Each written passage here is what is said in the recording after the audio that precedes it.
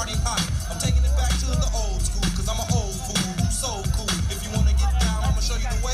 Yeah, it is. Let me hear you say.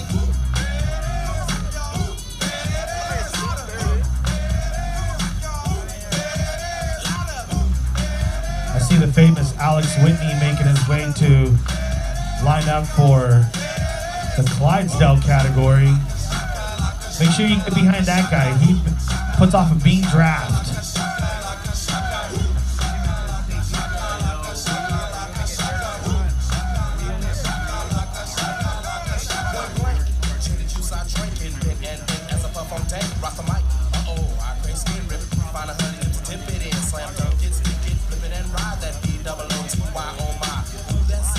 All right, some of the riders we got coming up here in the men's C flight that are about to go off. We've got Jake Birdie, Gavin Moss. We've got Evan Campbell with Epic Cycling Team. We've got Crozier Kimball with Zone 5 Racing. Mitchell Kamstra, Matt Ryder. Who's gonna get the whole shot on this start, right? What a beautiful Saturday. I think it's gonna be, oh, look at that. Oh my God. People know me. I just thought I'd come in MIA and just start talking on microphones. Like, who is this guy? I might. All right, like I was saying, who's gonna get the whole shot? All right, we've got it. Let's see. Stephen Sheffield.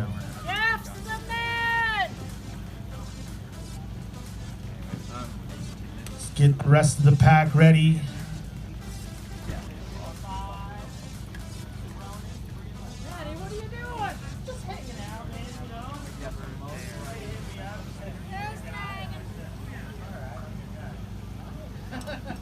I signed up for the next, I think, 4 races, so WSOOMP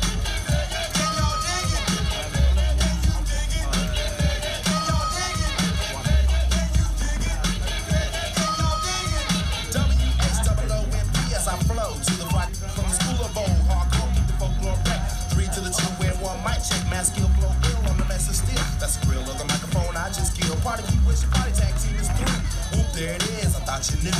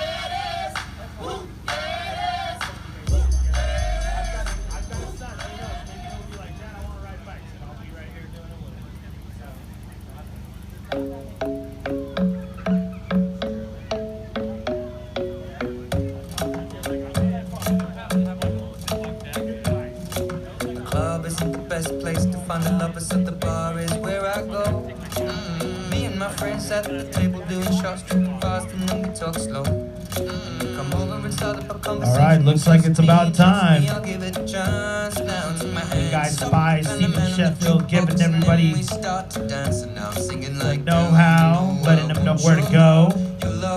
We're going to be seeing the men's C flight, Clydesdale, right after them, and the men's 35 plus. In the Clydesdale category, we've got people like Mark Huyer, Jeff Engelstad, Alex Whitney, Matt Lowe, and Shane DeCoo. We got people out there. We're gonna see right after the men's C flight.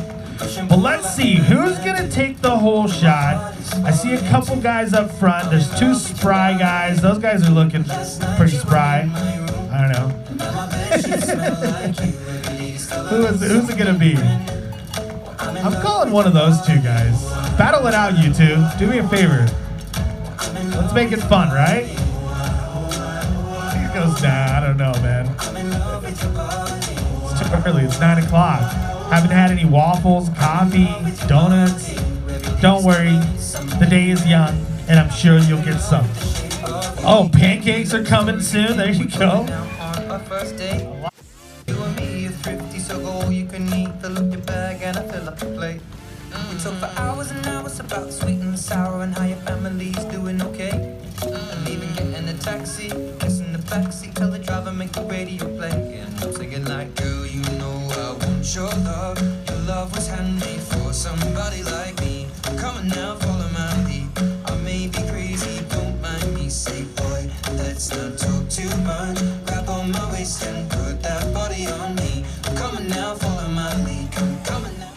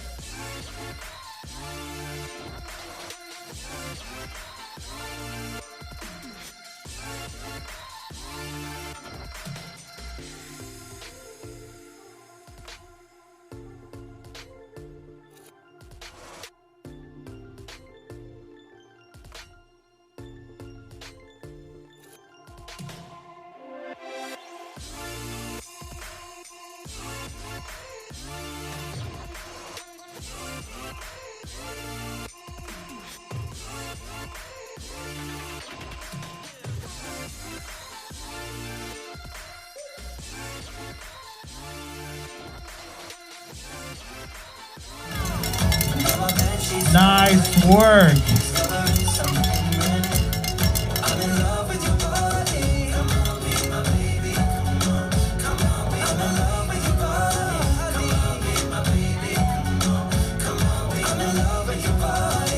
So we're looking, the men's sea flight is about to do about 1.7 miles. If you know the exact mileage, please come in and correct me.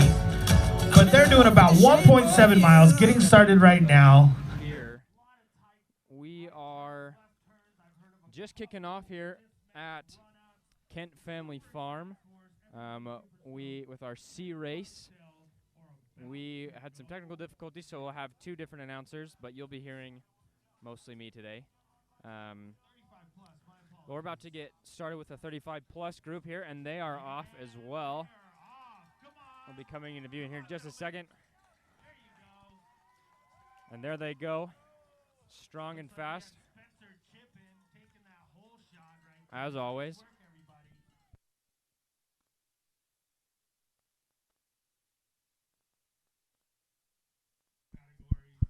That's what I'm talking about. These boys, they don't come out to play, man.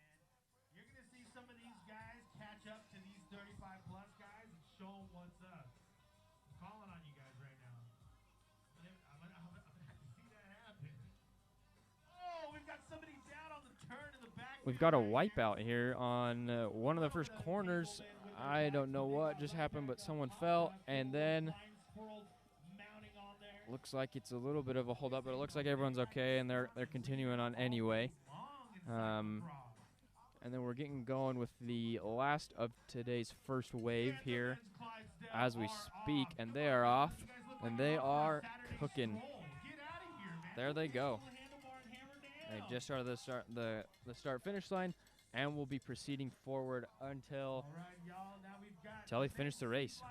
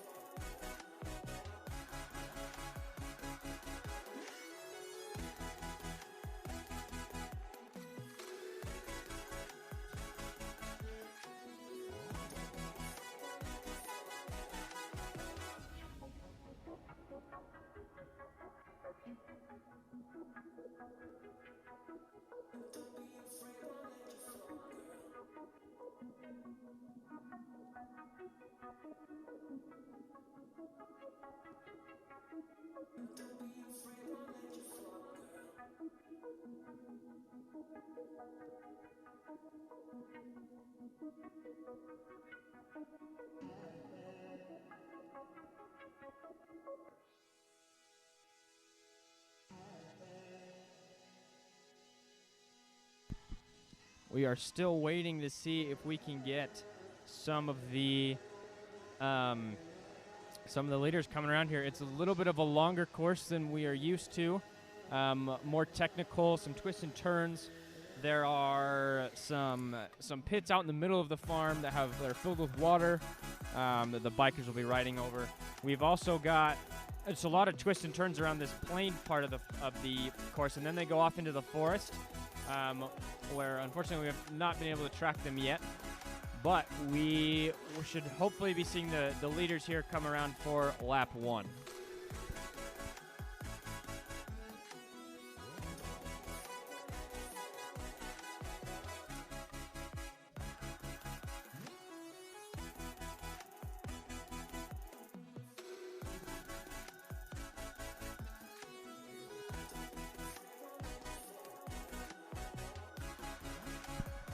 Here comes some of the leaders as we speak, kind of right around the corner. And they're coming down the lane, doing good.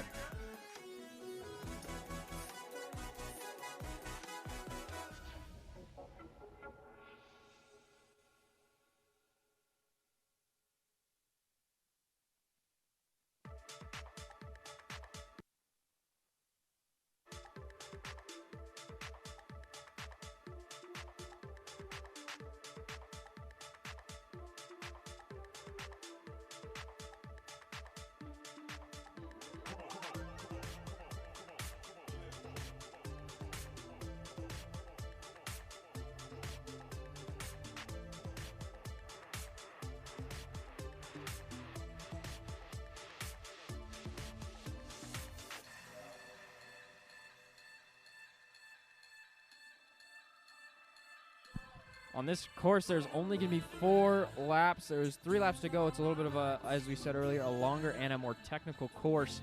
So that means that these riders are going to be pushing harder, going for longer distances, and ultimately just having to work harder.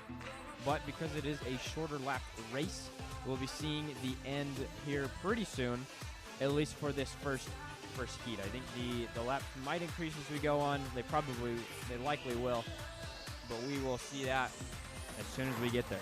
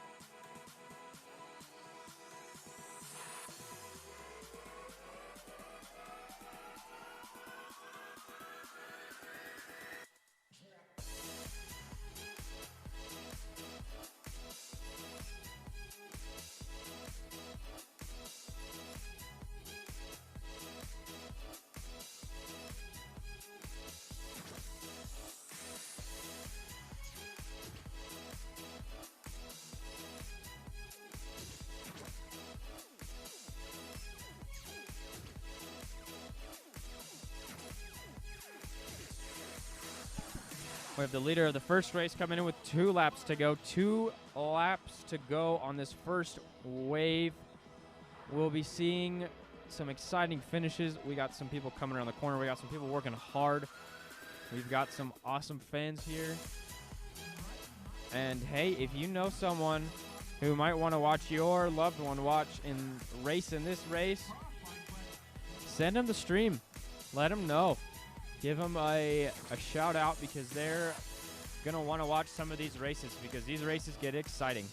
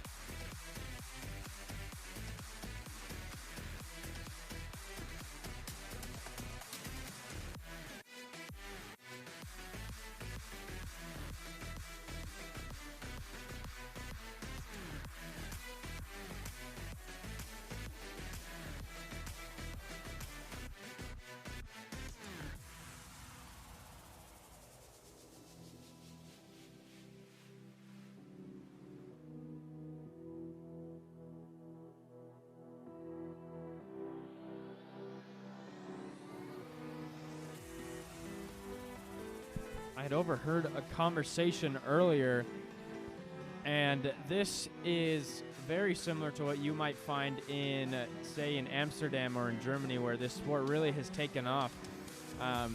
You see more cyclocross bikes here than you would. Certain courses make it so that you can use a mountain bike, but this race is a little bit too technical, a little bit too tough for if just using strictly a mountain bike. So all these people that are racing today will have, in fact, a cyclocross bike. But again, it's given us a little bit of the vibes of a, like I said earlier, of Amsterdam, mainly just because of the farm landscape. We got some trees surrounded by some pastures. So this is what you might find in where this sport was created.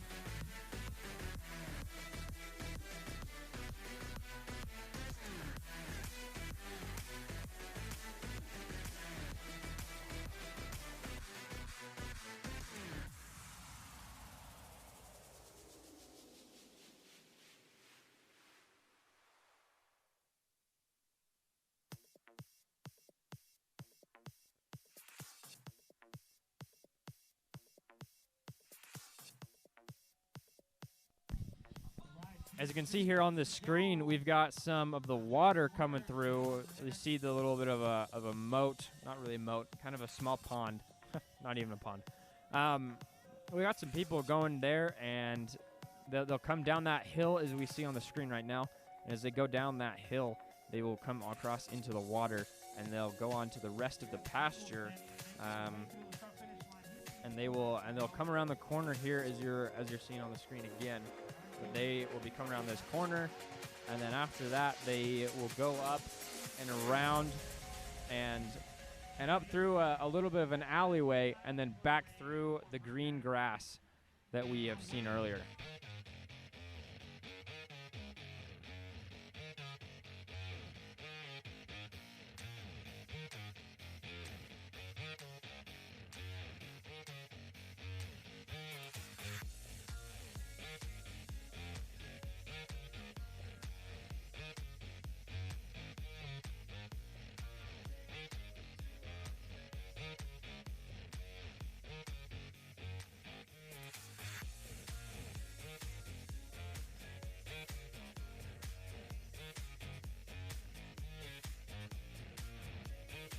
As a reminder, we do have 2 laps to go. 2 laps to go in this race, in this first wave of the morning.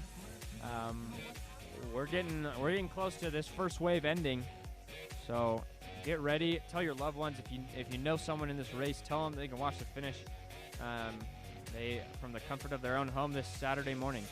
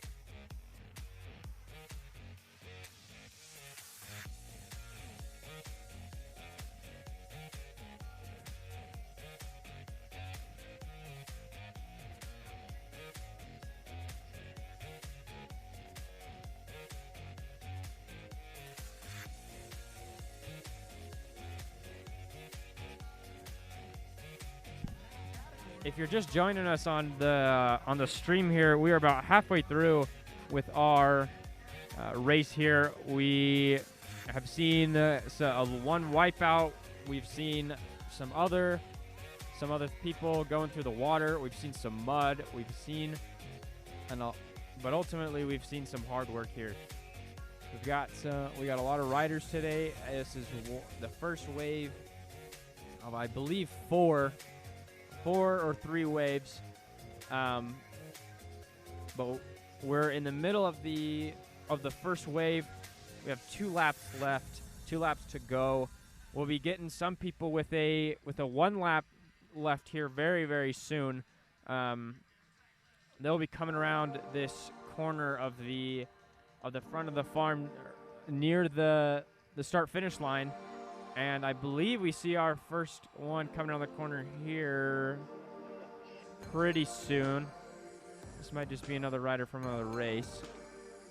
But the leaders have been pushing the paces. We've had the leaders have had 2 consecutive similar lap times. They haven't slowed down in between. And that's pretty impressive. So we'll see if they can keep up that pace. The fastest one today apparently gets some free stuff, so that's always a little bit more of a motivation to get people going. We may have some of the leaders here. I believe this is some of the leaders of the wave 1. They're pushing a little bit harder, and we may be seeing them here coming around the corner. Two of them at the same time. They are pushing hard, and we've got 1 lap to go after this. 1 lap to go. Ty Denton is the leader right now, and he sees 1 lap to go.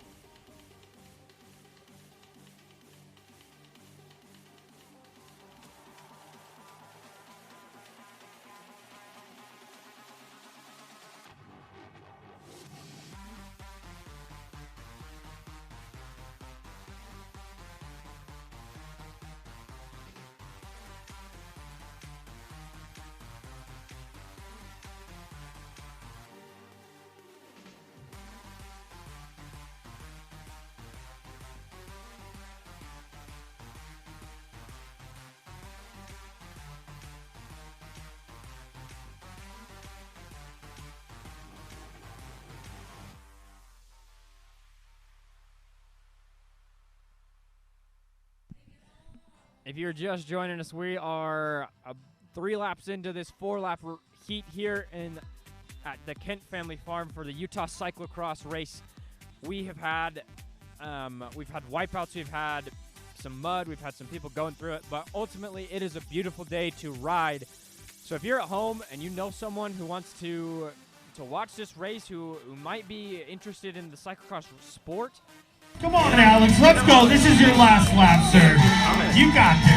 we've got most of these guys One coming more across here lap. are in their last lap to go. For Alex Whitney. So we'll be seeing a finish here in the next 5 to 10, maybe 15 minutes. One more lap for Travis Martin right behind him. So we're going to be seeing them coming because there's an extra motivation on the line because whoever has the fastest lap time, no matter where your fastest lap time is, you might be dead last, but if you have the fastest lap time, you get some free stuff. One lap to go. Something energy thing for your next ride, but free stuff always gives me motivation. So we'll see if you get some exciting finishes because of that. But this is a hard course. This is very technical. There's a lot of it's mostly grass. I hardly see any gravel or anything flat or smooth. But we're gonna see some great finishes here. We're gonna see some great stuff. There's some more. There's going to be at least 2 more hours of, maybe 3 more hours of racing. So it's going to be very fun for those who tune in and those who stay. We're going to have some spotty announcing because we had some technical difficulties earlier, and we're still trying to sort those out. But we're going to be here together.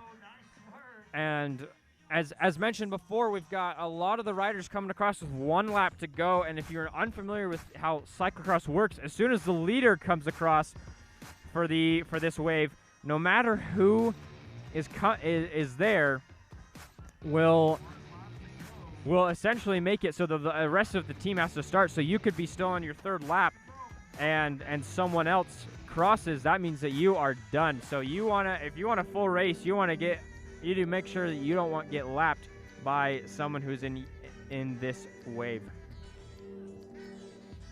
But like I mentioned, we're closing in here to the end of this first race. It'll be exciting. Stay in, stay tuned, because here come some of the leaders. They're maybe about a mile or 2 out from coming home.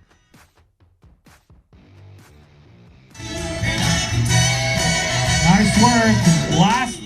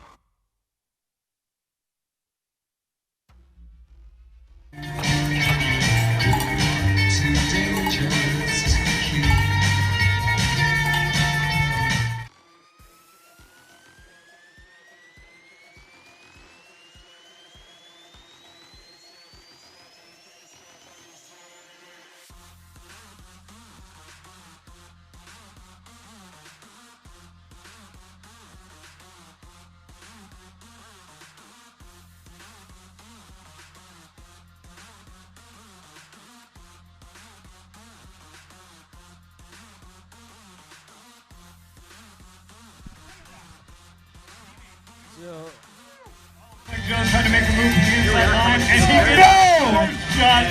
Hardcore! I think the stewards are going to have to review that one. And Ty takes the win. Ty wins. He slammed the door shut on that corner. Whoever was in second place was trying to make a finish there, but they just got closed off and weren't able to make it. But that was a smart move. We'll see if it actually ends up going through there. We'll see if there's a review.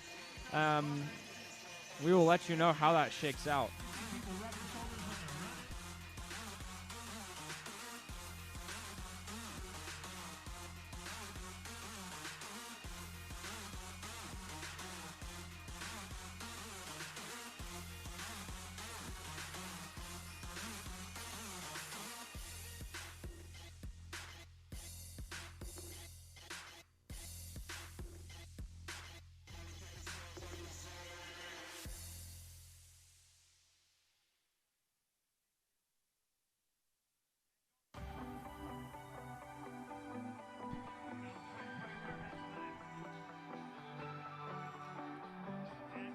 we're seeing some people here come in just a little bit after the fact.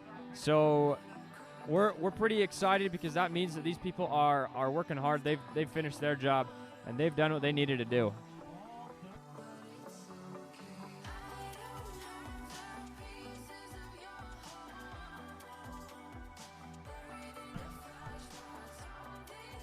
Here comes some of the other people. They're coming around the corner here.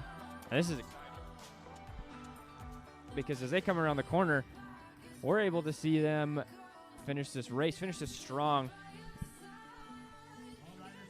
And finishing it, all riders are finishing up now. So if you have someone that you know and you want to see them finish, tune in. Have someone else tune in. Tune in. Call your mom, call your family, call your friends, call your cousin, call your neighbor. He might not care about cyclocross, but get him watching because these are exciting endings.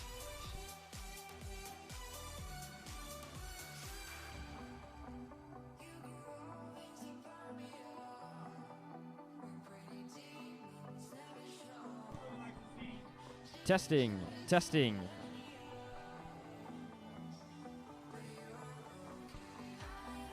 Testing.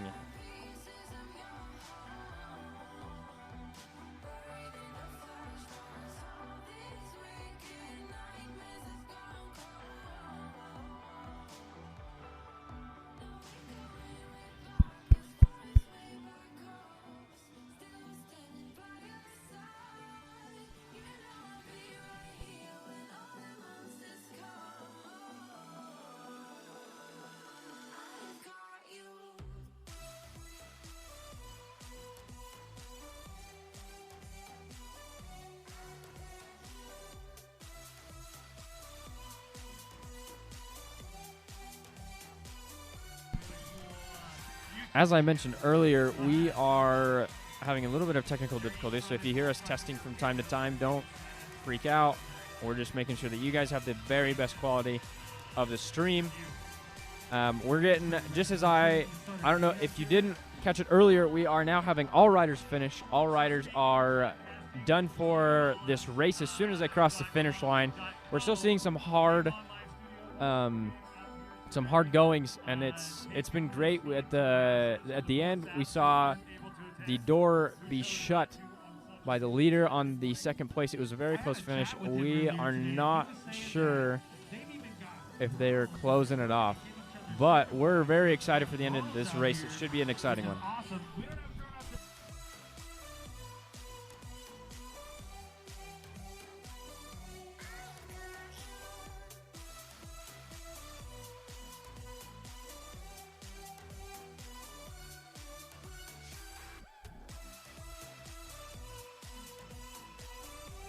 It's always great to see people sprinting to the finish here, because when you know that when they sprint to the finish, they're giving it their all. They're giving the last little bit in their tank.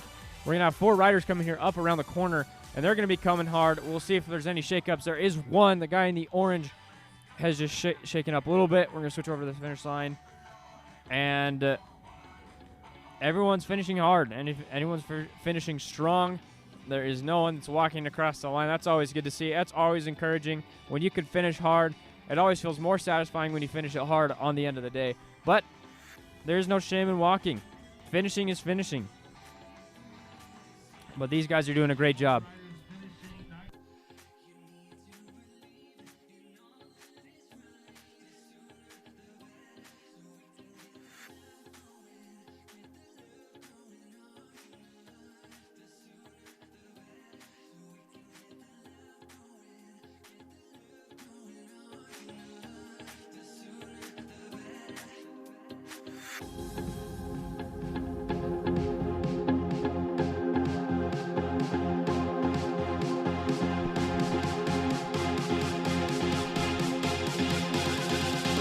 People come across the start-finish line here. Oh, that music a little bit loud.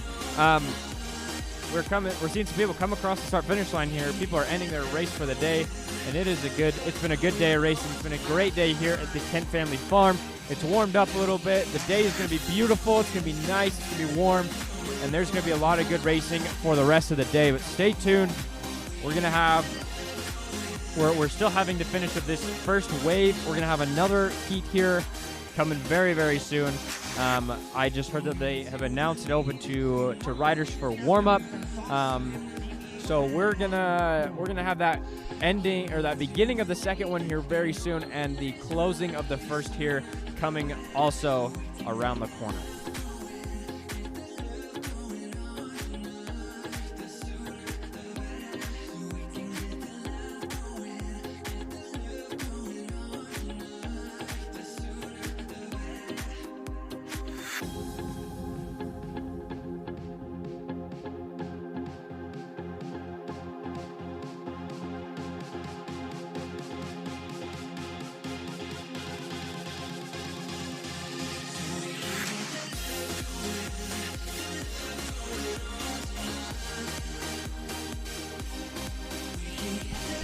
Always good to see some sprinting to the finish line.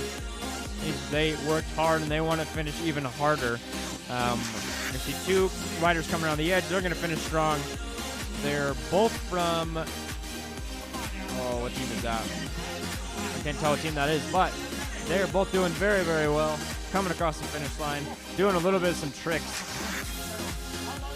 Oh, just kidding. He has broken a pedal, so he's had to be doing that for a while. Good. Hats off to him for finishing one pedal. Good for him.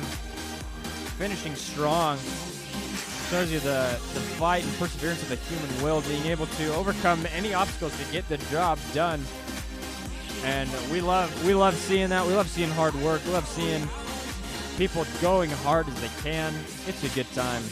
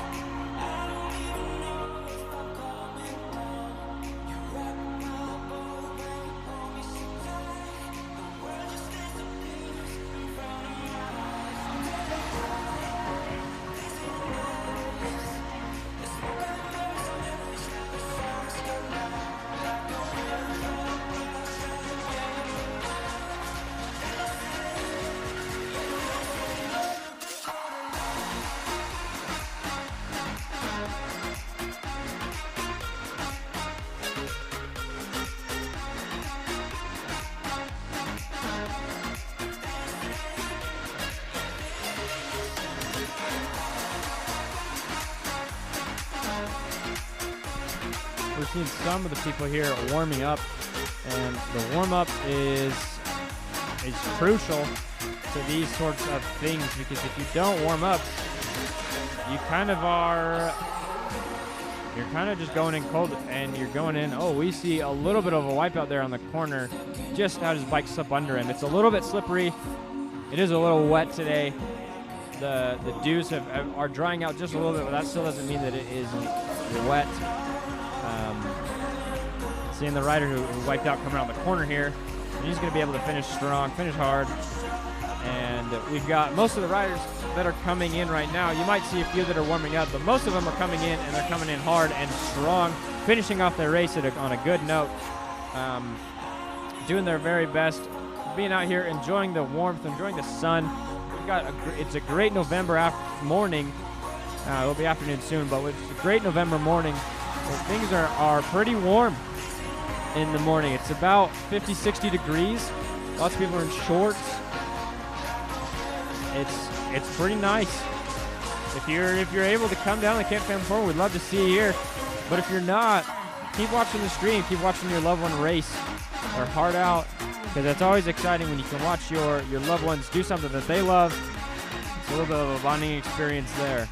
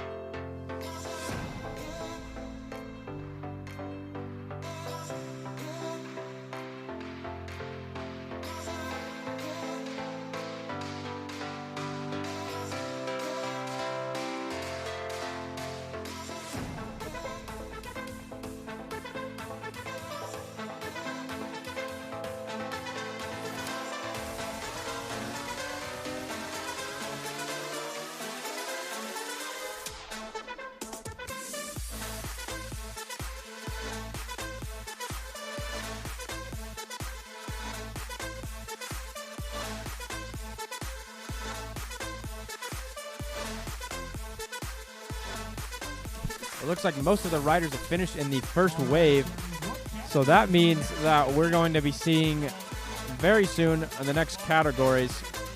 We're at Heat Wave 2. All these people that you're watching are warming up right now for the next race, and they will be kicking off here in the next 20-ish minutes. I believe it's around 10:05, 10:10. But like I said, everyone that you'll be seeing right now are warming up. They are getting ready for their next race, and we're gonna have some fun here in this next one. So don't go anywhere, because we're still gonna have some fun. While it's warming up, we probably won't do too much announcing unless it's about the race. But you can sit back, listen to the nice music, look at the beautiful course that we have to use today. And yeah, don't go anywhere, because we'll be right back.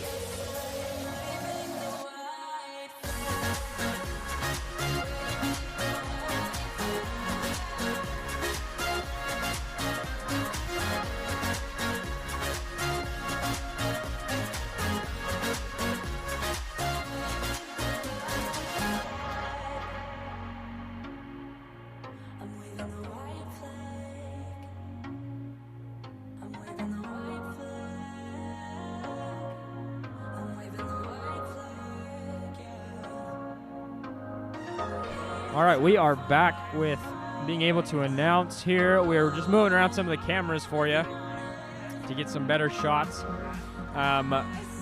We are now really getting close to this second one. We have these ones. Last time I was mentioning the laps was only about 4 laps. But on this heat, we'll have 5. Just based on the lap times, they kind of increase it from there just a bit, because this group is a little bit more advanced than the last one. We've got some of the 55 plus category. They may be old, but they are not slow. They are killing it. They're out here. They have nothing else to do. They just go out and they bike all day. They keep themselves in tip-top shape for a lot of good reasons, but mostly, obviously, biking. Biking is always number one, always will be. So we've got a few other categories here. I don't have the list in front of me, so I couldn't tell you, but we are getting close, really close here, probably within the next minute or two. We're probably kicking off here at about 10 a.m., maybe 10:01, depending, because the last race got kicked off just a little bit later than it was supposed to. But we are getting really excited.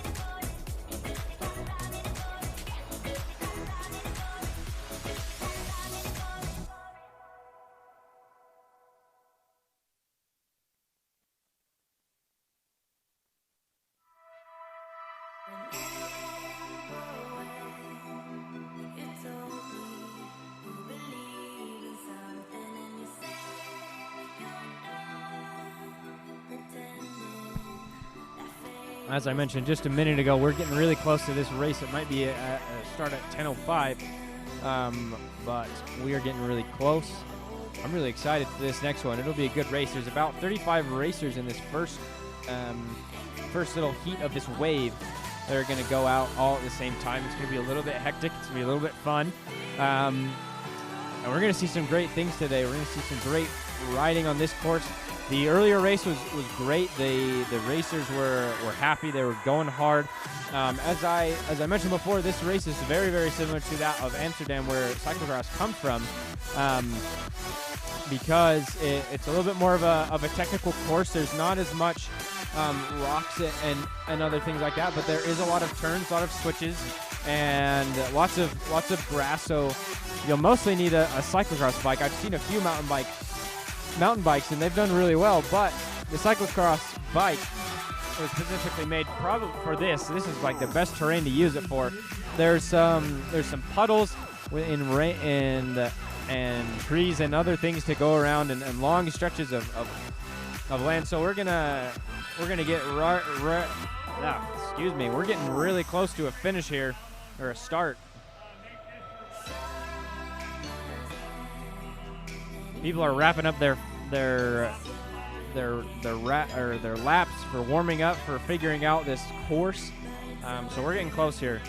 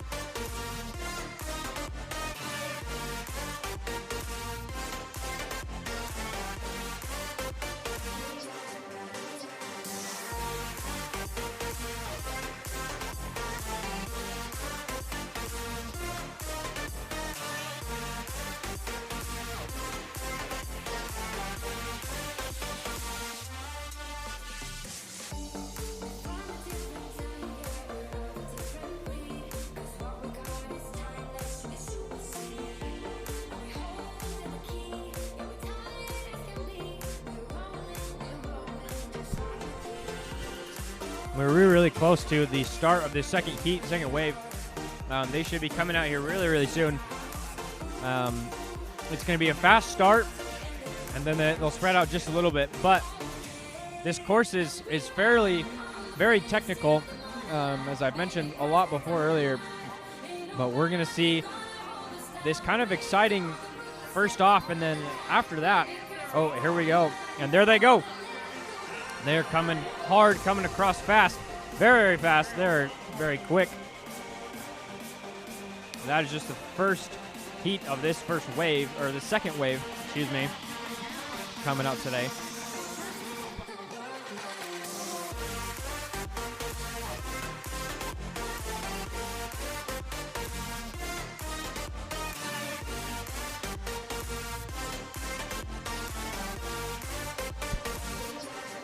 Those in front will go around this corner. They'll go back around and then back into the forest and then come up around into the more of the pasture area.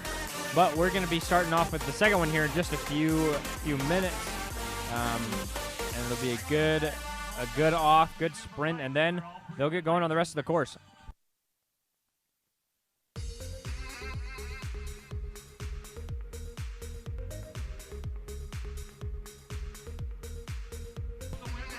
And here they go. Here's the women riders coming out hard, coming out strong. They're going fast. And there they go, off to the rest of the course for the rest of the race. As mentioned before, it is a 5-lap race in this heat, in this view.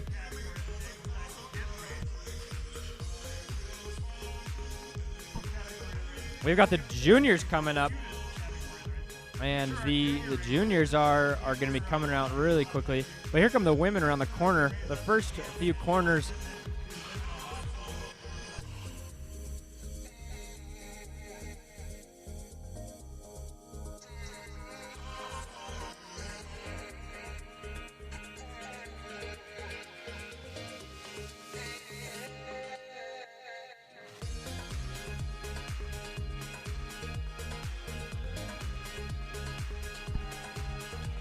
And there go the juniors. They're off very, very fast.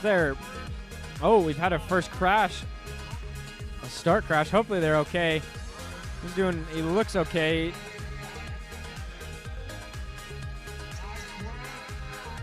After that first initial crash, he's doing all right. He's dusting himself off down, and he's getting up.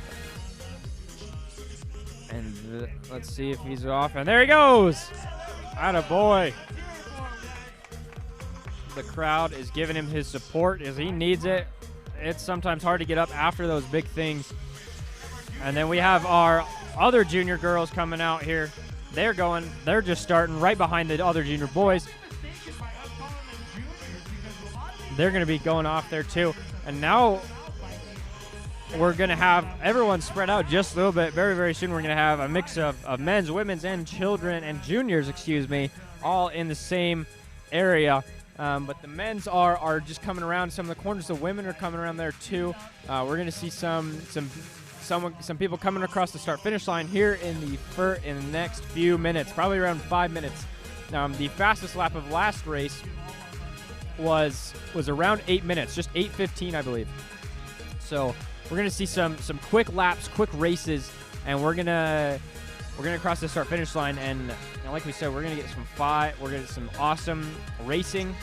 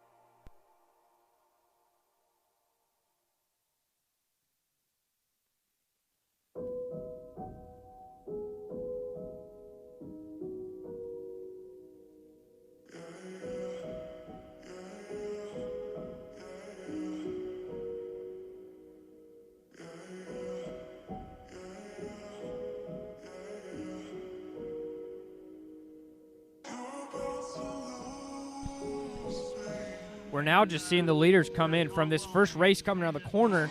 They're going to be coming up and into to their first lap here very, very soon.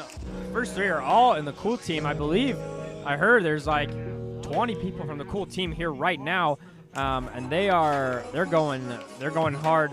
They're going strong. We got 1, 2, 3, 4 Cool riders in a row before we even see another team. So you know that they're doing very, very well right now. But it doesn't mean anything because there's always time. It's a long race. First race doesn't really mean much, or first lap doesn't really mean much. However, if you get a good lead, it's a lot easier to keep that lead.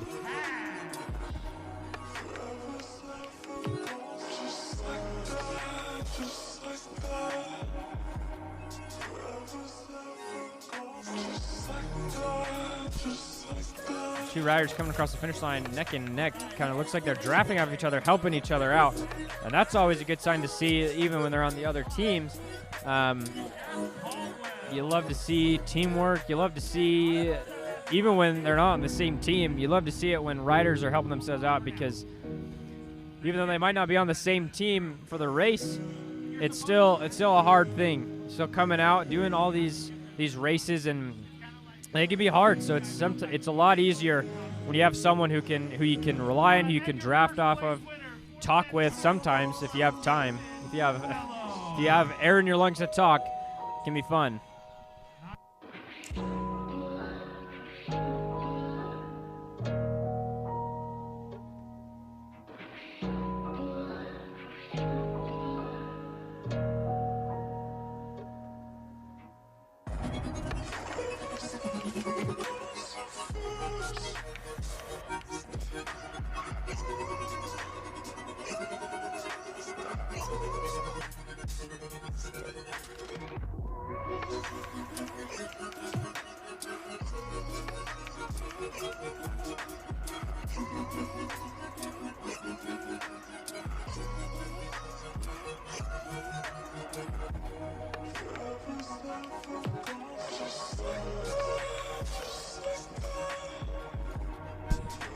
We're currently getting a nice steady stream of riders coming through here.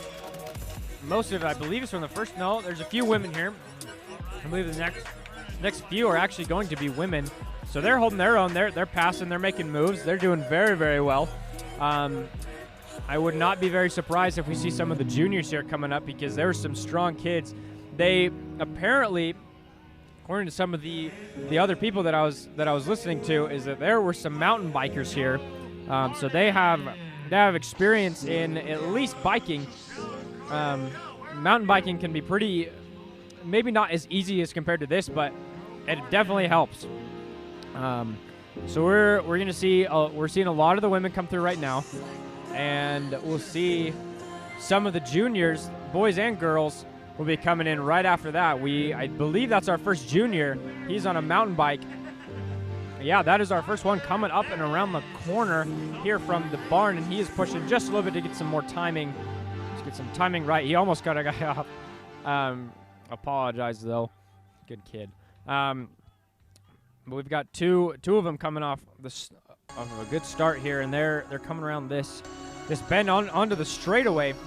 They're pushing hard to get as much time as they can on this first lap.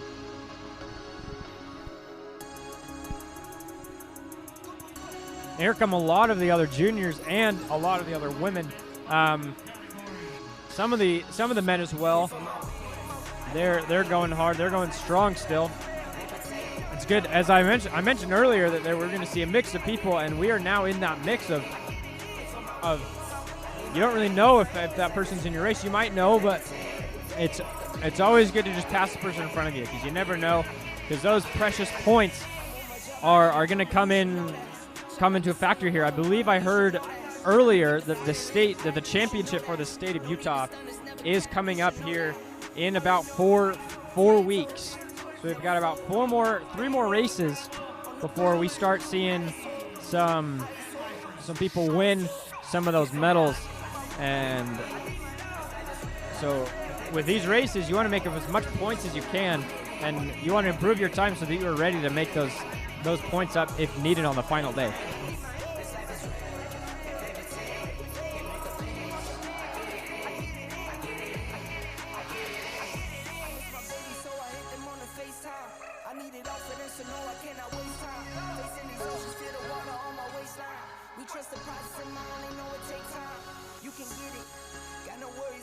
mine.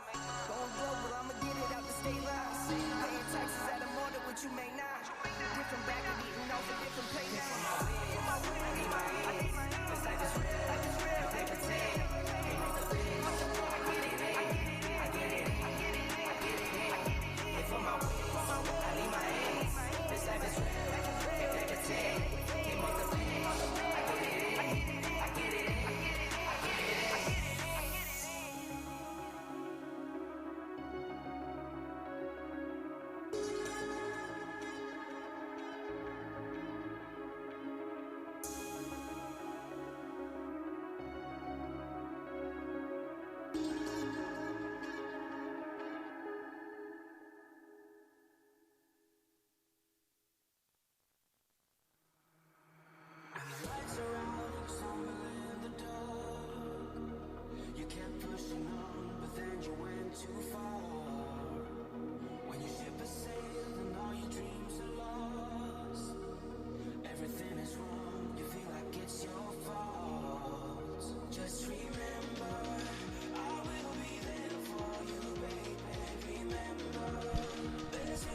The hills that you see on your screen right now are a little bit hard. They're a little tricky. It's on an angle.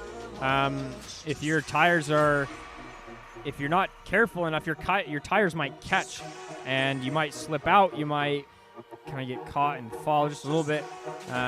You might get tripped up.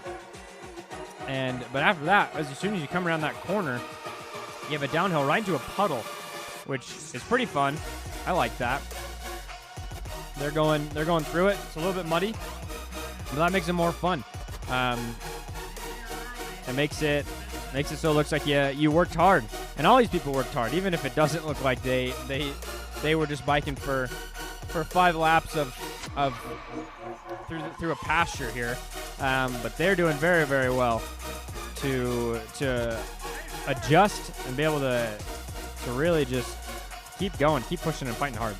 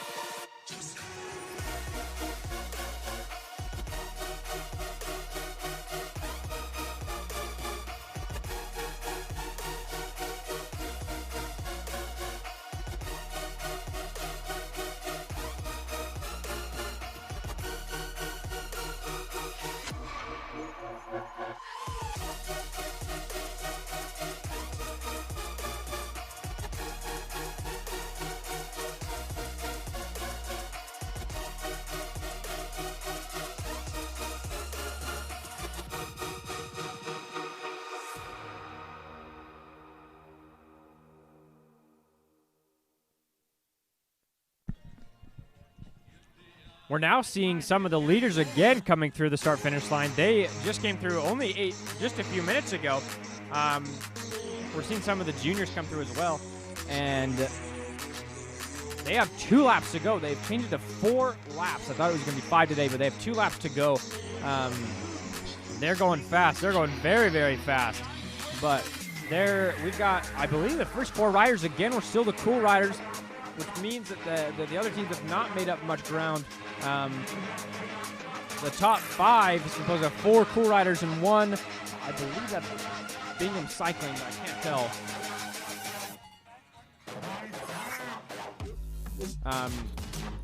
But the top 10 has at least 5 cool riders. We're seeing 6 and 7 here, and they've got 2. We got 2 neck and neck again. As I was mentioning earlier, they're riding back next to each other. and they're working together. They're working hard. They're drafting off of each other. We've got a lot of the other people coming across. Again, as I mentioned again, if you aren't familiar with the rules of cyclocross, we do have 2 laps to go still. However, as soon as the leader of this heat finishes his race, it doesn't matter where you are, because you will be finished. Your day will be done at that point. So if you don't want to have a shorter race, you go a little bit harder so that you can finish that race out before you get lapped.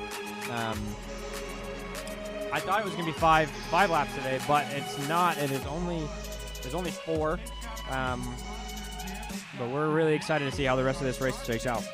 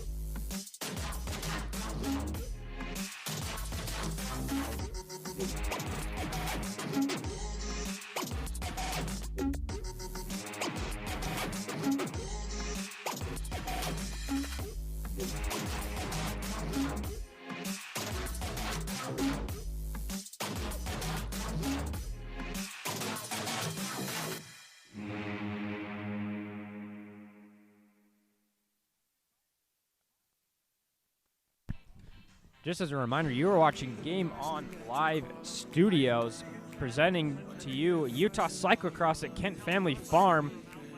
We've got 4 different groups here. We've got the men's 55, we've got the women's, we've got the juniors and juniors, we got junior boys and junior girls. But all of these riders are going hard. They're going through it. We're seeing a mix of the different riders, which is always fun to see.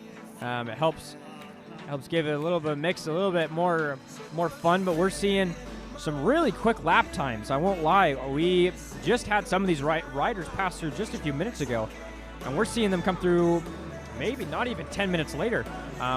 So we're having some fast lap times. This is a very fast course, a very technical course, but a fast one nonetheless. Mostly flat. There's a few hills, but not many. And it looks like some of these people are just pushing very, very hard. I have not heard any of the lap times, but I would wager around 8 minutes, because the fastest one from last time was 8:15, and this is a little bit of perhaps a more advanced group, perhaps, maybe not. I guess it depends on the ride, depends on the race for some of these people. It's hard to predict exactly how you'll come out. Sometimes you'll come out flat, sometimes you'll come out very, very strong. It's like that in all sports. You might think that a better team or a better group is doing very, very well, but ultimately they won't be able to perform. But that might be how it is today, but I don't think so, because these people are going very, very, very fast. Even the juniors, they're killing it as well. Everyone's kind of keeping in where they have been in the last lap. We have a little bit of some technical issues with some mechanical things, maybe a bike issue or two. Some tires popping, some gears coming off. I'm not exactly sure. But it looks like at least one of the juniors, perhaps 2 of the juniors, are out with mechanical issues. It might be a chain. Looks like they're looking at his chain. And then someone else is, they just ran past the booth here.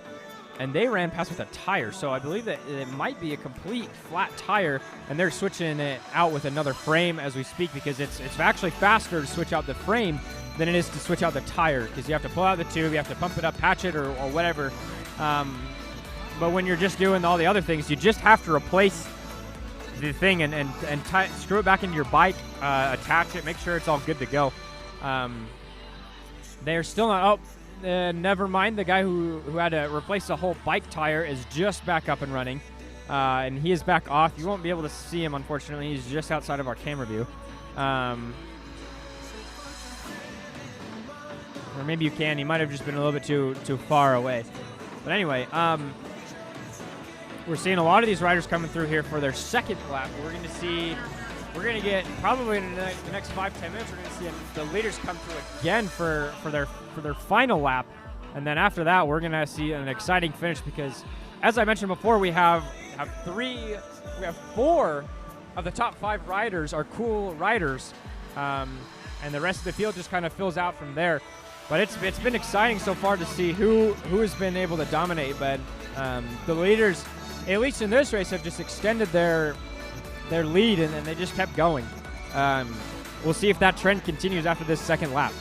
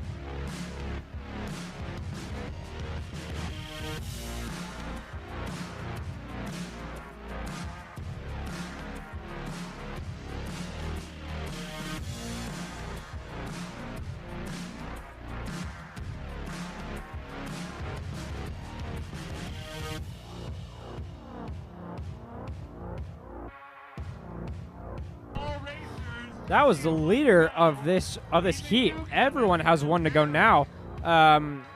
He was zooming through. His lap time apparently fell just a tad, but we're going to see a very, very close.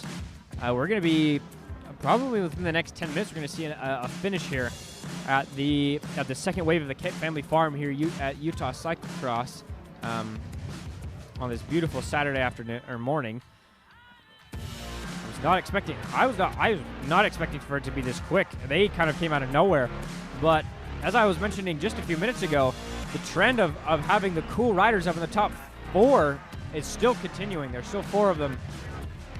And the next one is not very close. I still have not seen him come around the corner, at least in this men's race. So we've got some of the women finishing here. They're not finishing, sorry. Coming in here for some of their last few laps. They're doing good. The cool kids in the 4 of the top 4 spots, as I just heard it mentioned. And there's the last of the top 5 just finishing us out here at the very is coming around this corner, and that is the top 5 for now. And we see a little bit of separation between 6 and 7, as you'll see that number 6 rider coming up across, just about to go into the straightaway, as we see the 5 crossing the start-finish line like right now. But it looks like there's a very big separation between 6 and 7 right now. Almost, I want to say 30 seconds, maybe a little bit more. But he's done very well. He could, that in 6th place, could possibly catch up to 5 and get a top 5 spot. But it looks like for the rest, it's going to be a very tough ask for anyone to break into the top 4. It isn't cool. Because as I was mentioning earlier, they've just built a big lead, and it's just gotten bigger and bigger every single lap. So it's gonna be great. There is still, as I mentioned earlier, there is still 1 lap to go for everyone now at this point, and we're going to see some exciting finishes. We're going to see some kids coming through. See some, juniors. These junior riders coming through, and they're working hard. They're doing their best, and they're going at it. I love to see it. Some of these young kids in the sport will grow up, and they're going to perform, and who knows, they might go places with this. But we're seeing a lot of the men's group come through here for the top 10, 15, and we're likely going to continue to see that.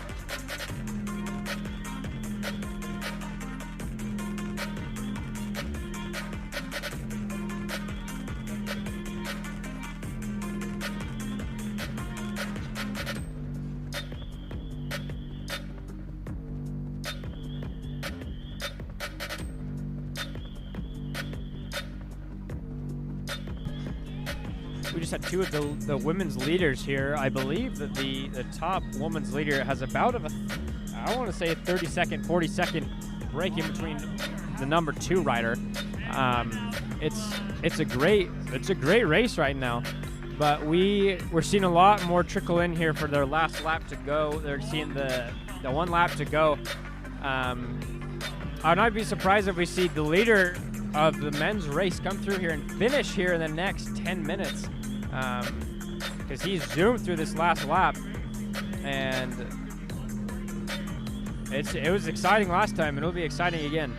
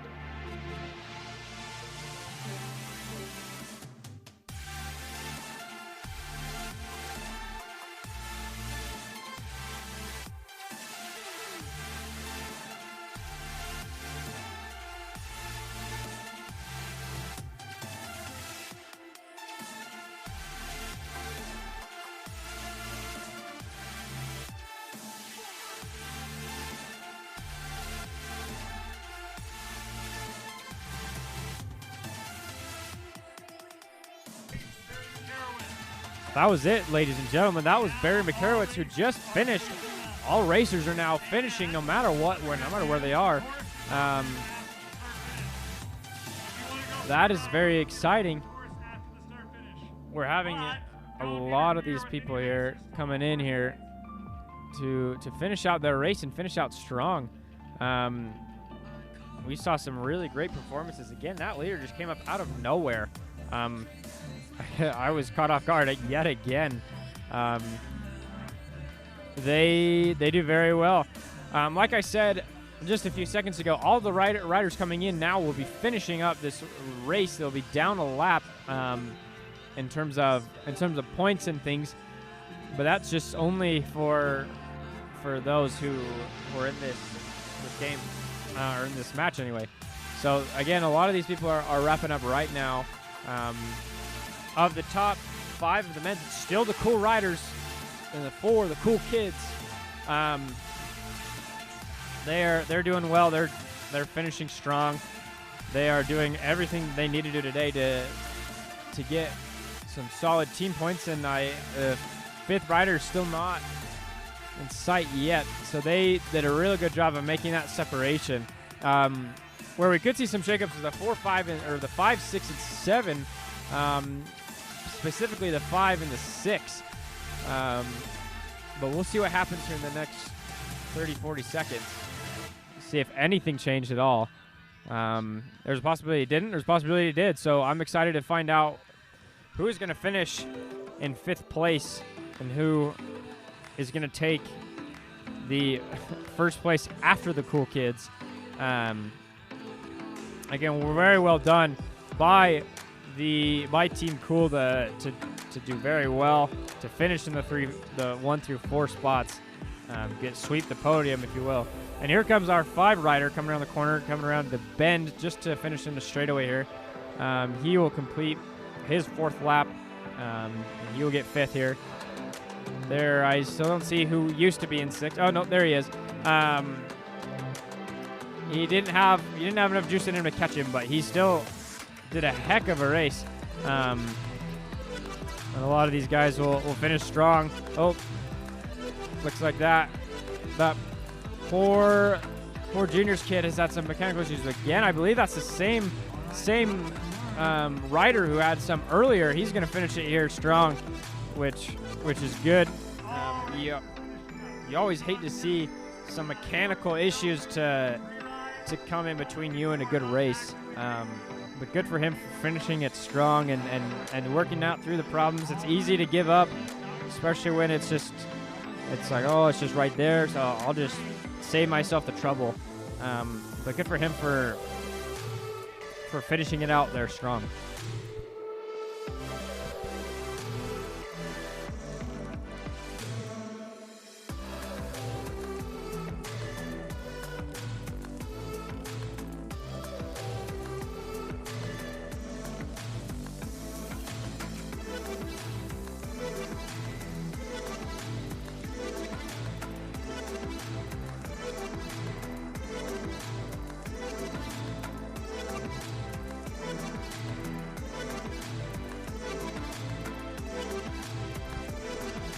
So I mentioned the race, or the lap time of the first one.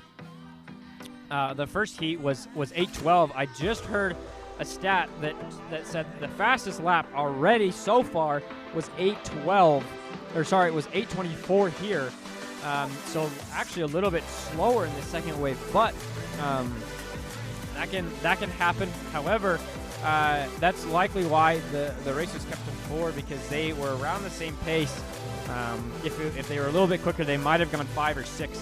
I believe this course has just enough technicality to it to really hold most people, unless they're some freak in nature, which we have in the next race, next few races, to complete it very, very well. We're seeing everyone here finish, juniors, women's, and men. We're seeing some strong finishes from everyone. And this has really been awesome to see these strong finishes, even after what seems to be a somewhat of a difficult technical race. So good for them for finishing strong.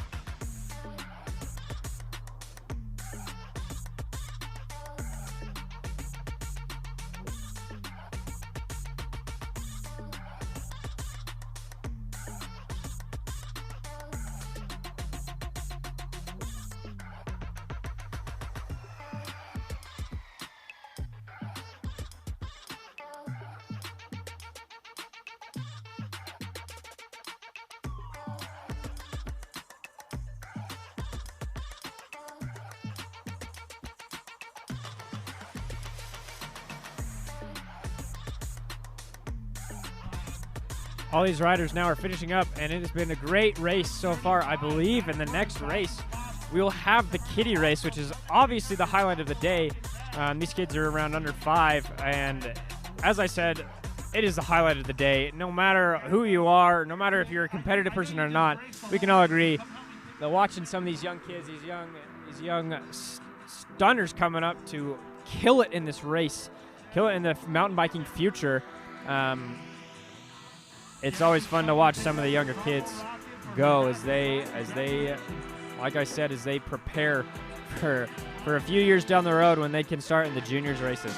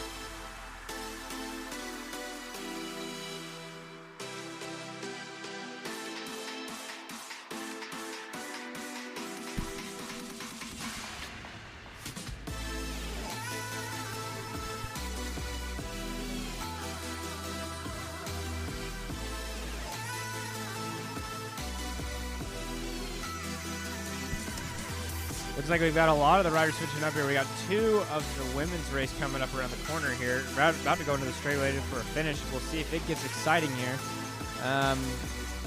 Looks like, oh, there's a little bit of a sprint off. Oh, she caught up. Oh, man. The lady on the right, she caught up. She came up very, very well on the right. Good for both of them for finishing it strong. That was exciting to see who was going to pull out there at the end. I don't know who actually pulled out there. The results will tell us in the end, but that was exciting nonetheless.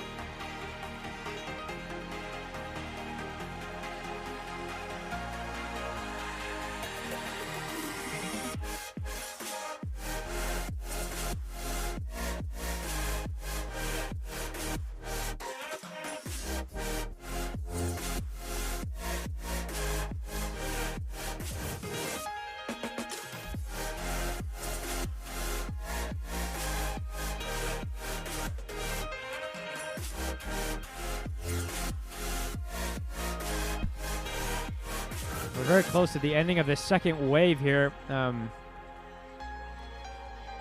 We are seeing just a few more riders come in, not too many, but just a few. A lot of what we'll see on our screens right now is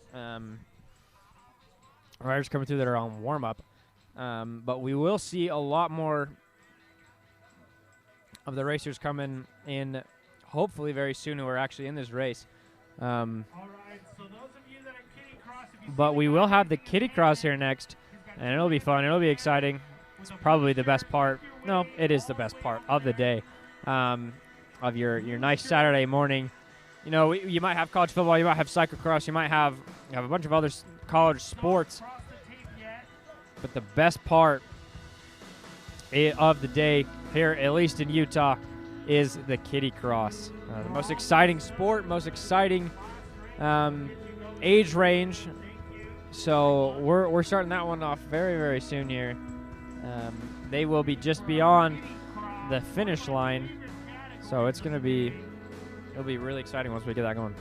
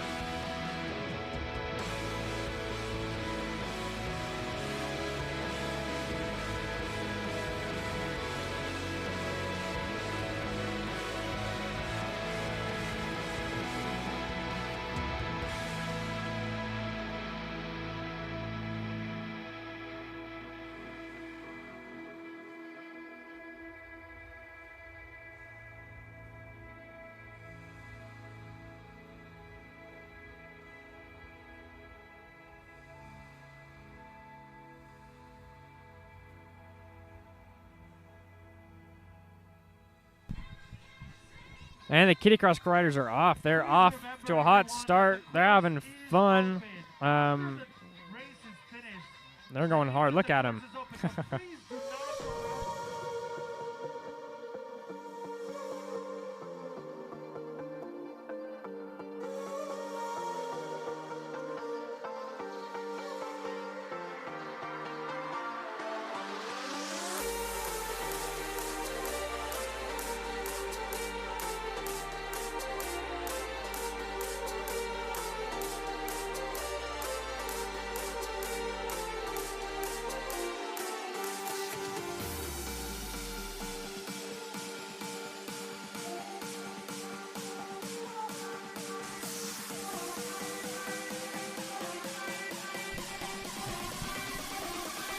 Here comes some of the tail end of the kitty cross racers. They're always fun to watch, especially the little strider ones. They're always kind of funny to watch because they're just running. some of them. We got some of the kitty cross riders coming around here towards the start finish line. They're gonna go over that jump there. If you see that there on the end of your screen, and it's always fun. Or they can hop off their bike, but the jump is a little bit more fun. But we're gonna see some of these kids go, and we're gonna see what they decide to do. Looks like most of them are deciding to jump. That's awesome. It's just more exciting. He's gonna get, this kid in the green helmet, he's gonna go up, and we're gonna see what happens. He's gonna go up, and down. Oh, beautiful. Now, we're gonna get a steady flow here of our kitty cross riders to come in and really just kind of take it away. Take away steal the show. We might have had exciting finishes before, but nothing you'll see will compare to this all day. They might not be as fast, but they're just as good.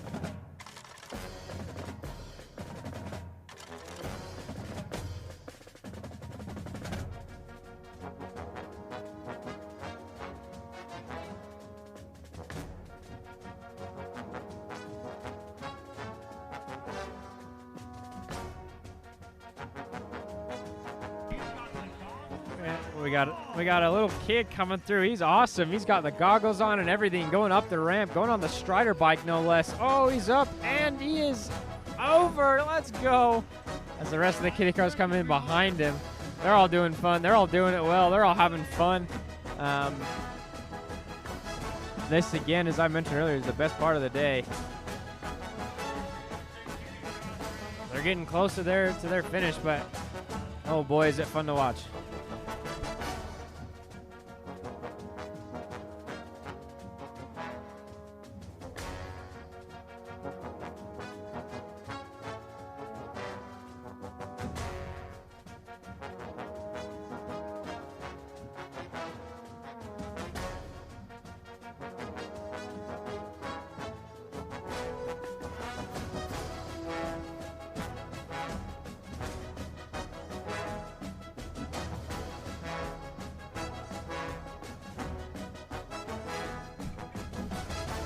Seeing another big wave of riders here.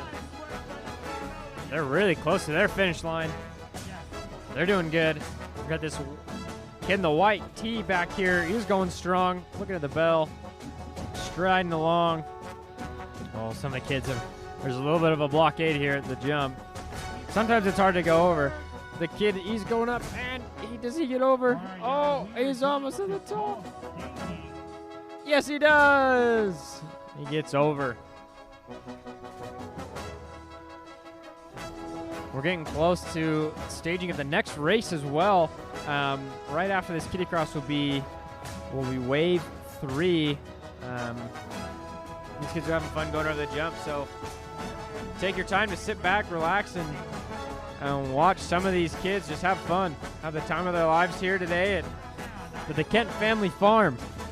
Here presenting Utah Cyclocross on this beautiful November afternoon. We're in the afternoon. I'm going to call it the afternoon.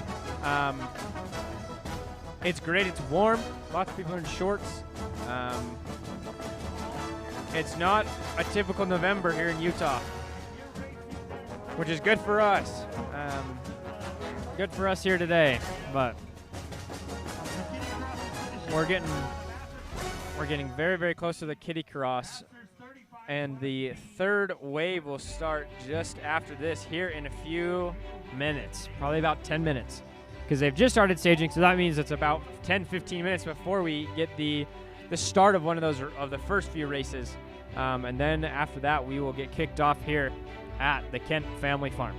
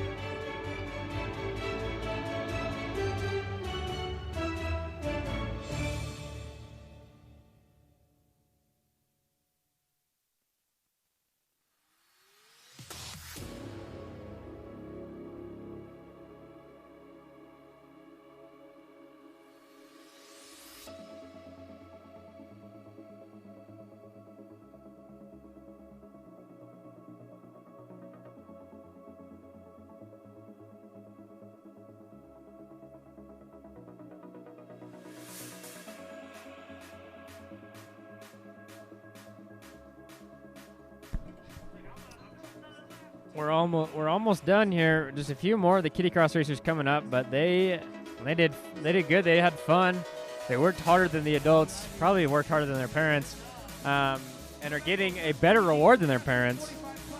So that's awesome. They're removing the jumps, so the course is going to stay the same for this next race. They are now staging for the men's B Masters 35, so we're probably gonna have at least a fourth, we're likely gonna have a fourth heat after this one. I wonder if this one's gonna be just as quick as the last one, because the last one was only started around 10, and it was done in about 45 minutes, and we've been watching the kitty cross for the last 15 minutes. So I wonder if they're gonna have a similar time.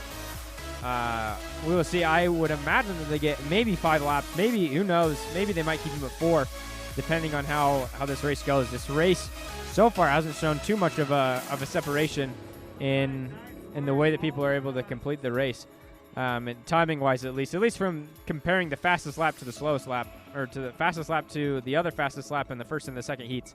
So we're going to see what happens here coming up.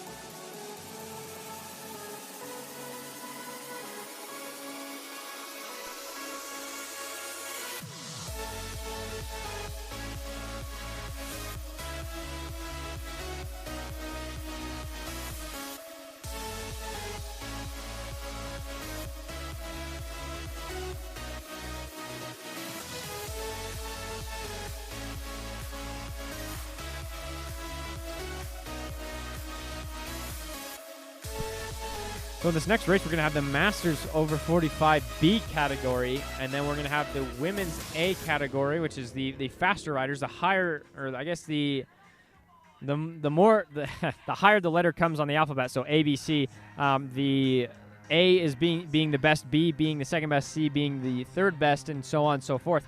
So we're going to see the fastest women's riders today. We're going to see men's Masters 45B, so the second down group of the men's Masters for over 45B category. And then we have also juniors 15 to 18, both boys, men and women's. So we're going to see some good races here. They're just starting staging right now. They're getting in their correct places. I would imagine that we're starting off. I guess it's a kick. We're kicking off here in the next probably 10 minutes. So stay tuned. Here, coming at you live again. This is Game On Live Studios. I am Elias Stewart here at Kent Family Farm, presenting to you the Utah Cyclocross. This will be our third race of the day here on this beautiful, beautiful November afternoon. We hope that your day is going good. If you have a family member or a friend who wants to watch their loved one compete, or maybe you just want to have your neighbor watch your husband or your wife or your friend or whoever it is, go kill it out on this course. If you want to get the whole heavens to watch this, you can share this YouTube link with anyone, and they'll be able to watch it, and they'll be able to share the joy of cyclocross here this afternoon. Tell them they can watch the college football later. The teams in Utah don't start till a little bit later, so they can watch something that's more important, more local. So we hope that you're enjoying your time wherever you are. We hope that you're enjoying the stream. We'd love it if you'd follow our socials as well. It will be goals or Game On LS on Instagram, Twitter, Facebook. Give us a follow. It really helps us out to grow our business, and hopefully you'll be able to see more high school events like these. You'll be high school events. You'll be able to see events like these. We've covered a lot of high school events. Sorry for me for misspeaking, but we've covered this for about 4 or 5 weeks now, and we're just starting to cover the other one, P-Town. That's held on Tuesdays. So again, please, if you like having the availability to follow and watch along from YouTube, all for free, give us a follow. It really helps us out, helps us know that that these things are worth it to you guys and worth it for us. So anyway, we'll be back here in just a minute when we get everything squared away.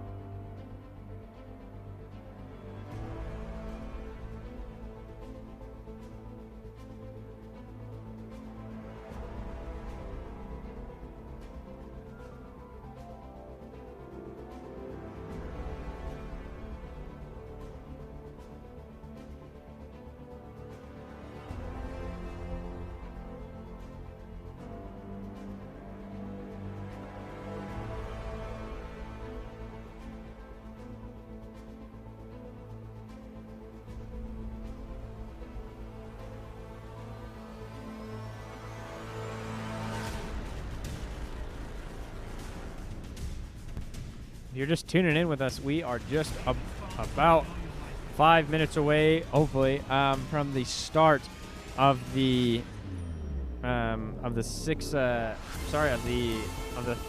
wave of the day. We'll be able to see how this race shakes out. Stay tuned, because that will start here in the next few minutes.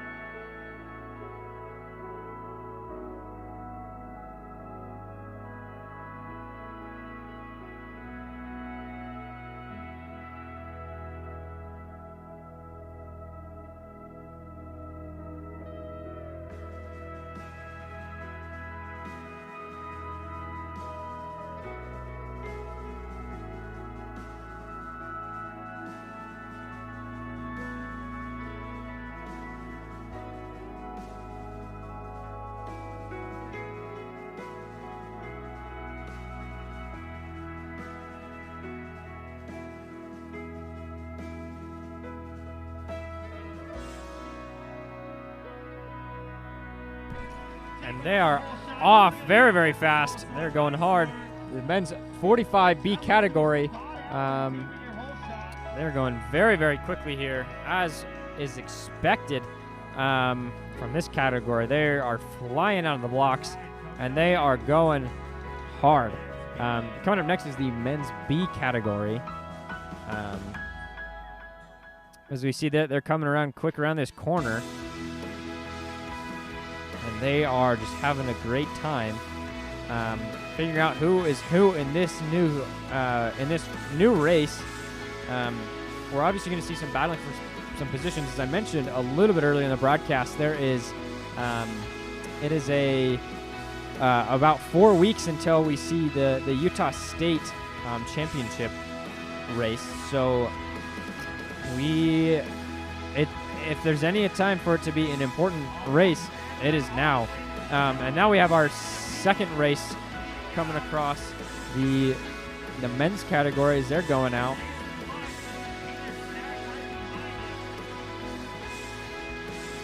A little bit, perhaps a little bit lower rider count than the first race, but still a lot of riders coming out this one. I'd probably about maybe 20, 25 going around that first few set of bends, and they're off. And again, just as I mentioned just a few minutes ago, you're gonna see some jockeying for some positions. You're gonna see some people try to get up as quickly as they can. Some people are out here just for fun, and other people are here to win the game or win the race. And we're about to see the next one kick off here in just a few moments. Then they are off, as I have just said that. They are going, and they're going again. They're going hard too, as we see them There they go, out and away. And we're going to have our junior men and junior women combined. It doesn't look like we have a women's A race today, which is a little unfortunate. However, a lot of these people in the junior men and women's 15 to 18 category are actually high school mountain bikers, and so they're all pretty experienced when it comes to biking. But as we see in the next race, they just came out around the first set of bends, and again they're off. They've kind of set in some of the positions, no passings yet. Better to pass later in the race, so you have a higher chance of staying in front of them. But the next race here is off. It looks like it's a bunch of Ogden high schoolers, and they are now off, and they're going hard already. It looks like it's mostly just junior men's. It didn't look like there were any 15-18 junior women's. However, we are now seeing now everyone is out on course, so we'll see. So it'll be hard for us as the viewers to be able to know really who is in front of them and who is where. We're very, very, very grateful for all of these people being out here today, giving us some good content to watch, some exciting things to view, and as always, it's always a good experience to be out here on the Utah Cyclocross courses.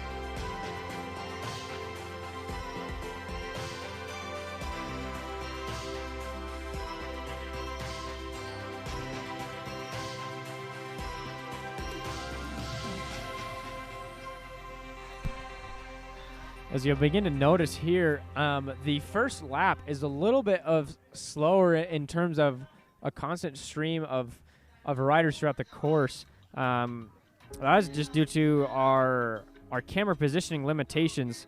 However, we're still able to see a lot of the course, getting a lot of riders coming through as they go. But as the race goes on, we'll see a lengthening of the distance between the different riders. And so they'll lengthen out, and we'll see some more people here just kind of coming through. I wouldn't be surprised if we see the leaders of the first heat of this wave, of this third wave, coming through here, because I see some people going up and around the back end. It's a little bit harder to see on your screen. However, since I'm here in person, I'm able to see just a little bit more than the normal camera.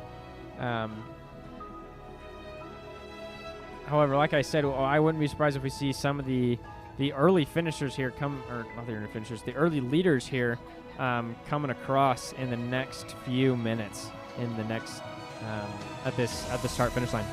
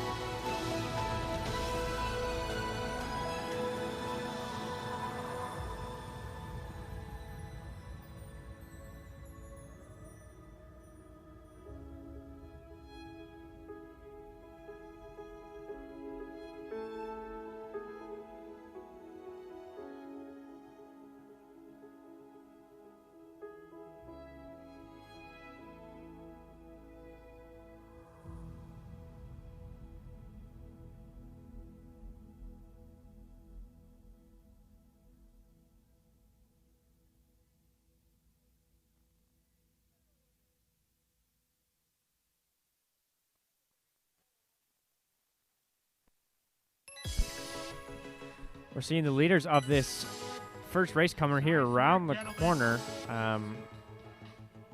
They are coming around the corner, as I said, coming into this first straightaway, as we'll see the completion of the first lap coming up here in just a few seconds.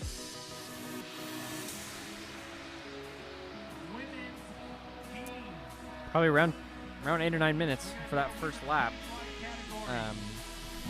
There's a little bit of a separation from this first group up ahead of about 5 riders.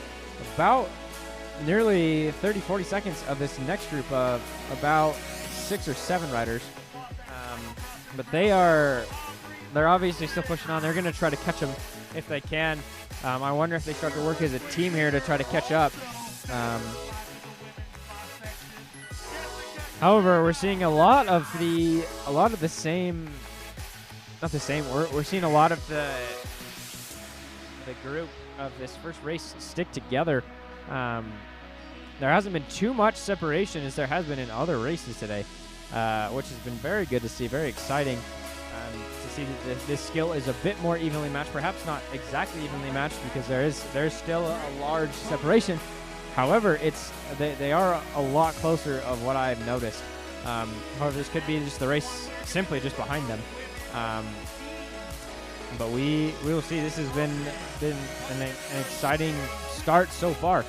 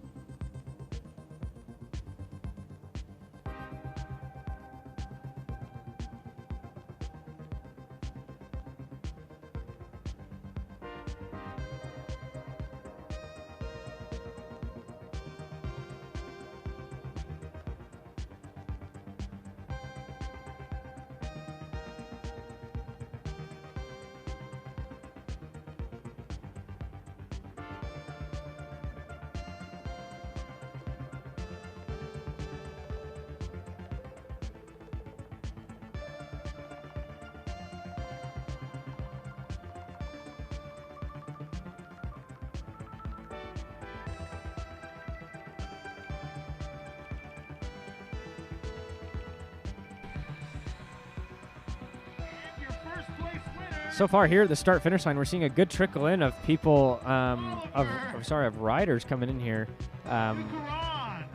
We're seeing probably a mix of all of the races,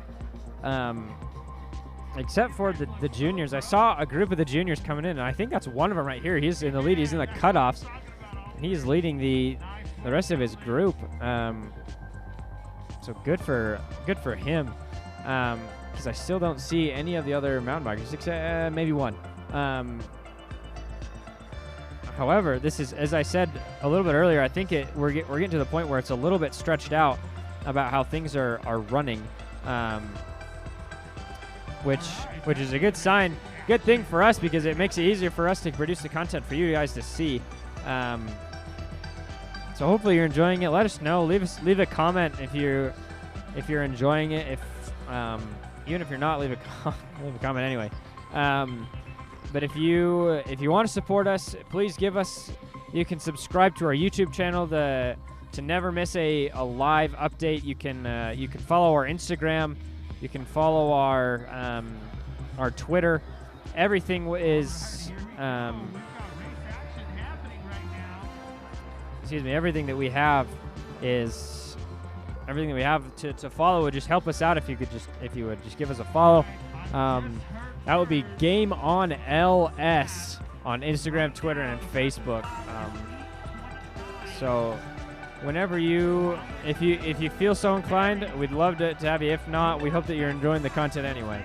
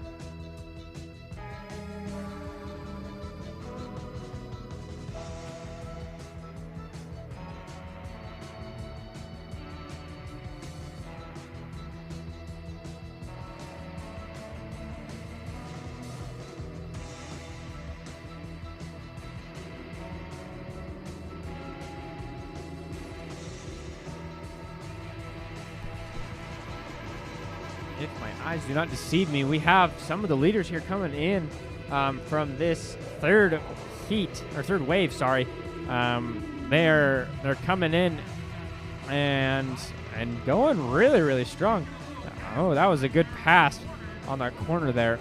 We're gonna see a lot of things like that as these riders are very close to each other, and some of these riders are a little bit far behind, but they're not too far in the long run. There's going to be some sort of shakeup. I can already feel it, just due to the nature of how these races go. There's always going to be something, especially with the technicalities of a course. If you slip once, you may not lose a place, but that could give a guy a lot more room to be able to come back up on you. So it's always a little bit nerve-wracking. You always want to put distance between you and the guy behind you, because so it gives you a little bit more room to make those little errors, those small slips. Perhaps you get stuck in the water or something like that. But you want to give yourself as much space as you can so you can avoid doing that.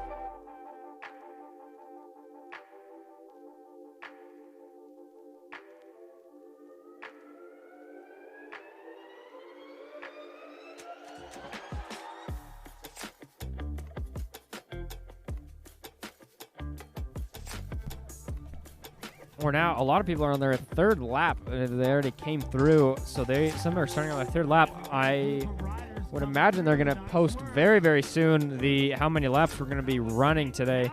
I would imagine it'd be 5. I would think it'd be close to 5. Except, I mean, last time I was surprised when it was just only 4. But with the way that these riders are riding very, very strong. So I'd imagine around 5 laps in total, as these people are going. They're continuing to go strong as they started.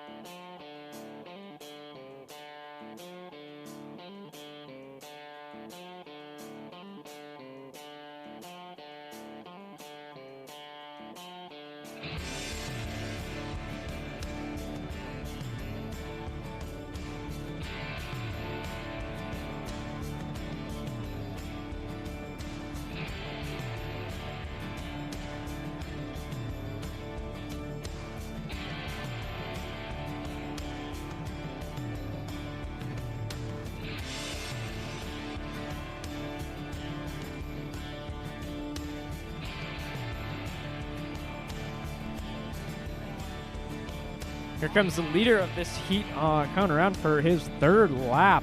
He is killing it. Holy cow. No one else inside. Never mind, I spoke too soon. But they're seeing the 3 laps to go, so it will be a 5-lap race today, as I thought. This is pretty exciting. We're seeing some good races so far. So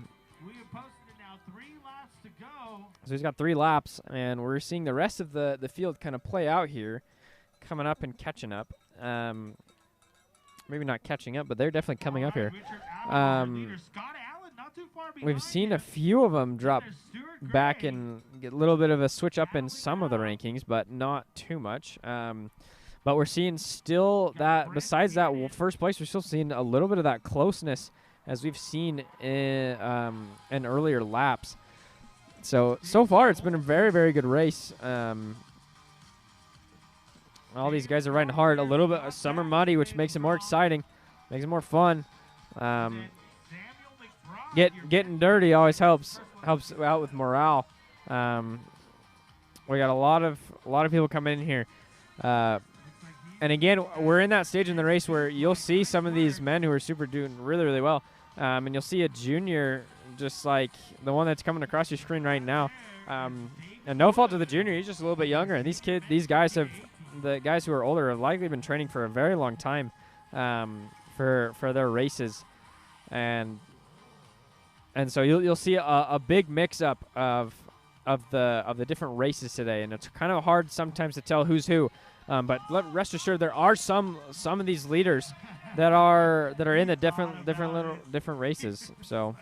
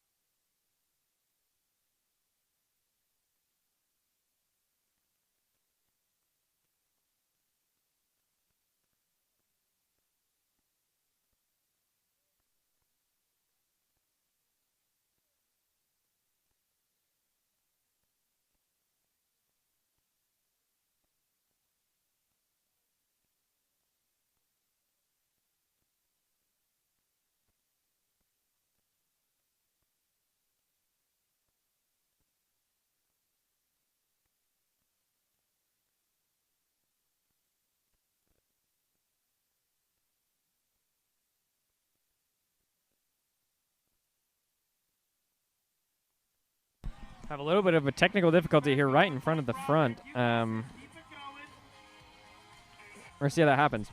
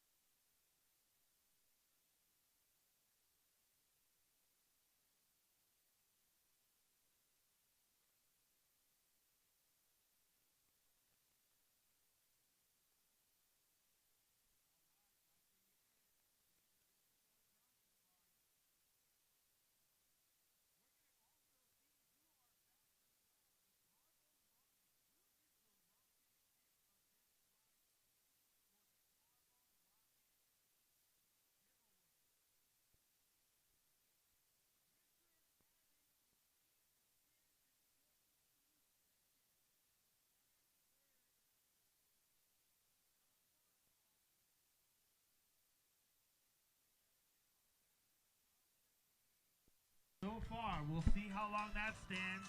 We have our fastest time of the day here for the lap time, which was apparently 8:22, 8 minutes and 22 seconds. But we're seeing here the leader again come through this corner as he's coming around very, very strong here, coming around into the final stretch of this third lap. He'll see 2 laps to go. 2 laps to go. And unless people can start closing the gap, he's going to run away with it. He is going strong.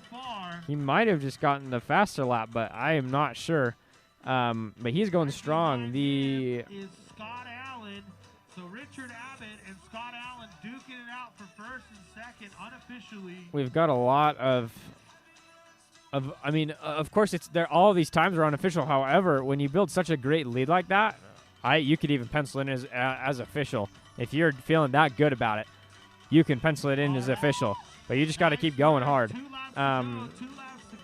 We're seeing 2 laps to go, as I said earlier, and so we're going to see an exciting finish here probably within the next 20 minutes. Tell your friends, tell your family, tell your neighbors, tell your dog. I don't know. Does he have an iPad? He might be able to. He might be able to watch. Anyone who can watch on a device, tell your friends, get them to watch this exciting cyclocross. There's no really other sport like it, because it's essentially like you take road biking, a la like Tour de France and all that, and mix it with mountain biking.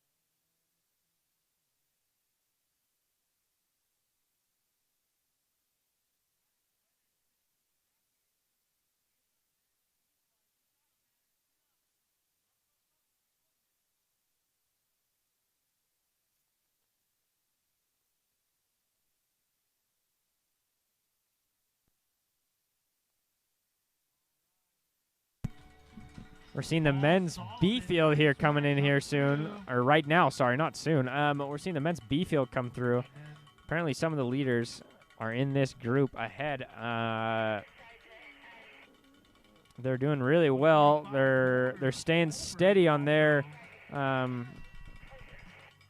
staying steady on the pace. It looks like some are slowing down just a little bit, but I can't imagine it would be very much to do anything wrong, to slow down or anything. However, we do have 2 laps to go. Sometimes you can feel that burnout on that last few. So this can be a dangerous spot for some of the riders. They might start to feel that burnout a little bit and start to slip down in pace. However, we're seeing some of the junior men's coming around the corner, flying, having a really good pace about them. I would not be surprised if we see them continue to just get better and better every single lap, because they so far are running in tandem and they're doing very, very well.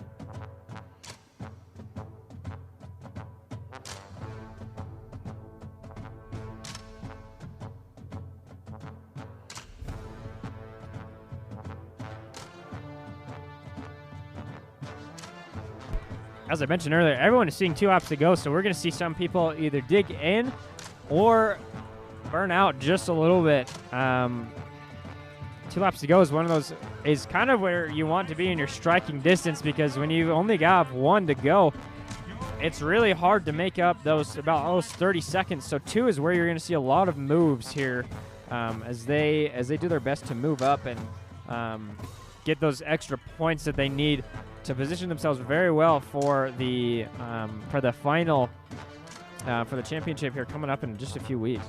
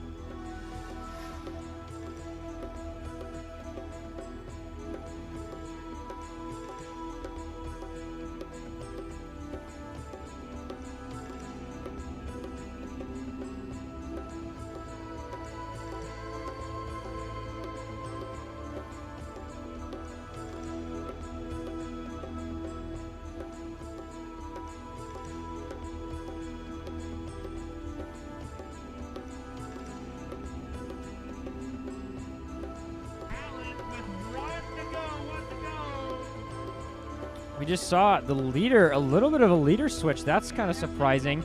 The leader now has also taken off the fastest lap. He has definitely made his move. There's now only 1 lap to go for everyone who's crossing through here.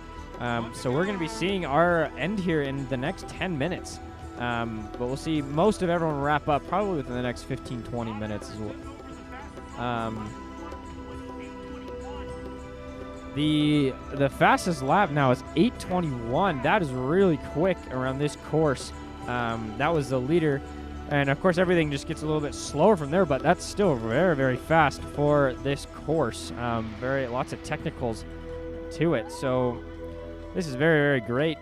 This is a very, very great performance from every single person that's out here. They're doing very well to stay behind him, or I guess stay in front of him if you're if you don't want to get past, if you want to complete your race. But like I said, 1 lap to go for all of these folks.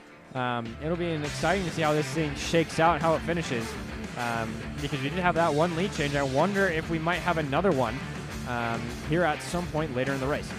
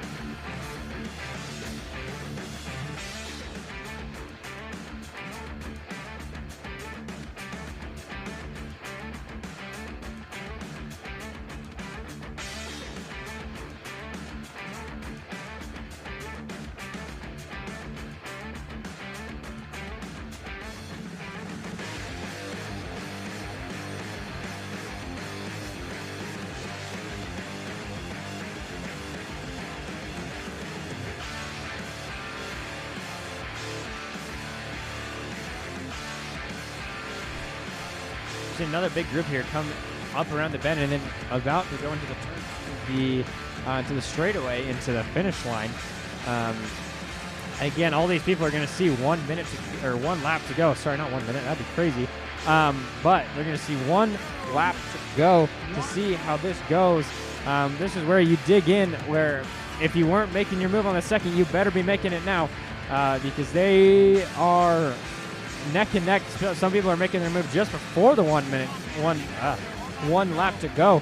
So you're going to see some people that are really just going to grind it out, and you're going to see some really great finishing here.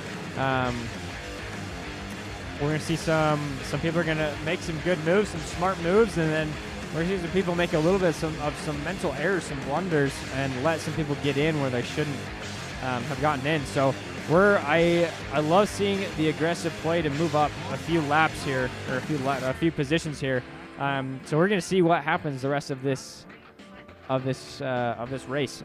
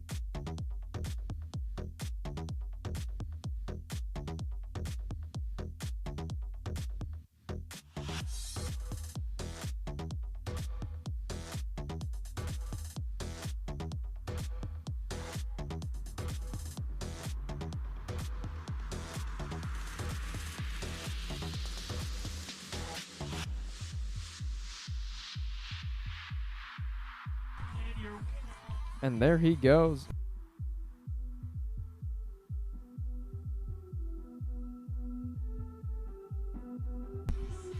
And that is the winner we just saw there. Sorry, we had some technical difficulties. I wish we were able to do that earlier. That was the winner that we just saw there at the very end. Everyone is now finishing no matter where they're at.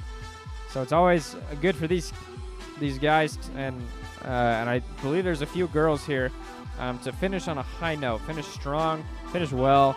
We're going to see some really great finishes here. Hopefully people give it their all, no matter where they're at. And what a very, very strong finish from a bunch of these people. Some really, really great stuff here. As we're getting more people in here again, we're probably going to be see the ending. Most of the people down will probably be done around 10, 15 minutes.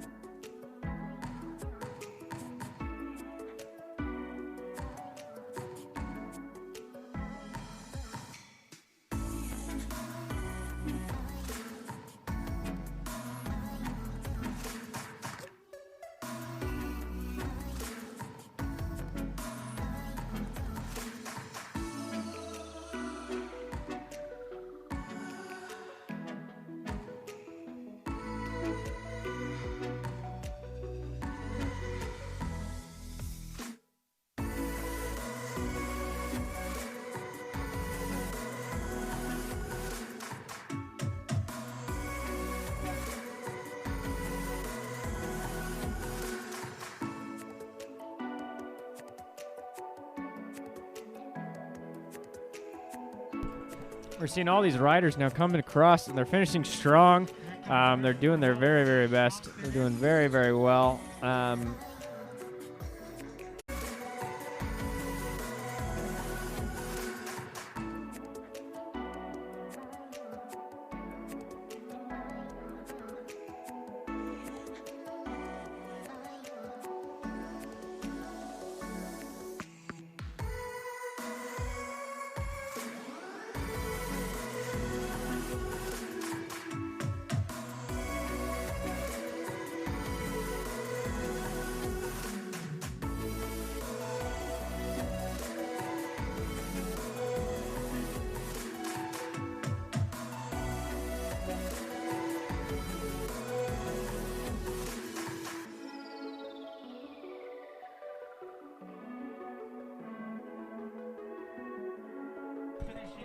You'll have to see all these racers as they're coming across the finish line. Some of them are having fun, popping wheelies. Others are just pushing as hard as they can. Everyone's finishing, and it's great to see how hard these guys work just to finish off very, very strong. Some of them are completing their very last lap, and some are completing only their 4th lap. But again, as I've mentioned earlier in the broadcast, the way that cyclocross works, as soon as the first rider wins, comes across the finish line, the rest of the riders are then done for the day as soon as they cross that finish line. So there are cases where you could maybe just be right before your last race, and you get passed by the leader, and then your day is done about 2 seconds after you thought that it was like, okay, well, I'm going to have another lap to go. So there's always merit in pushing as hard as you can, because you never know when someone who's really, really good is going to pass you and end your day a little bit early.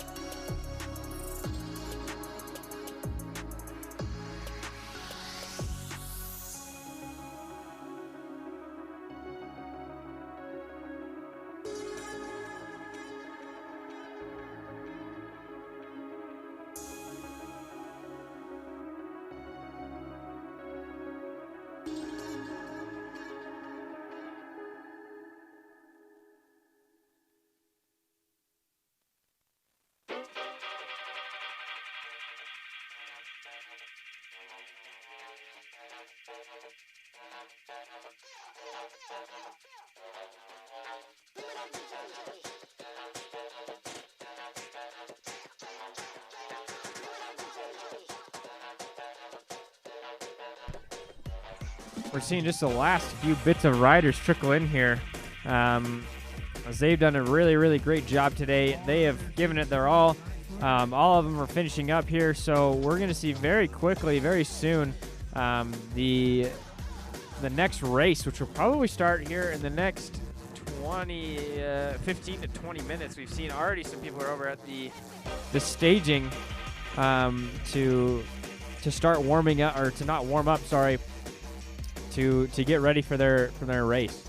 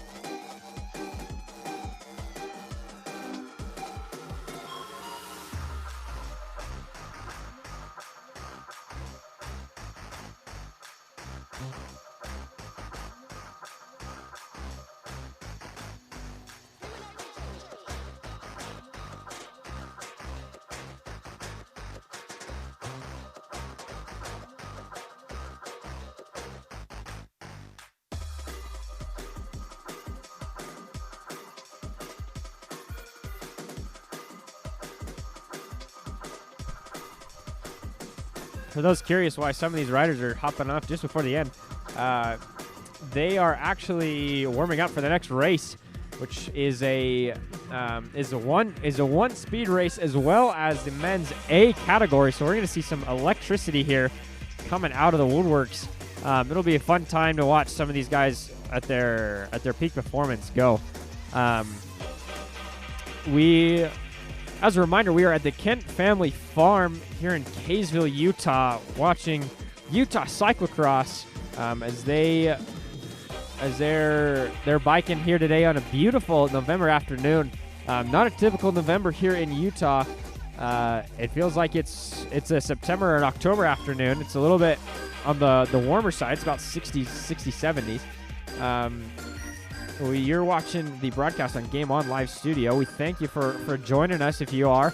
My name is Elias Stewart. I've been the announcer today, and I'm grateful for all of you guys that are watching at home, because it means that we're doing something that people want.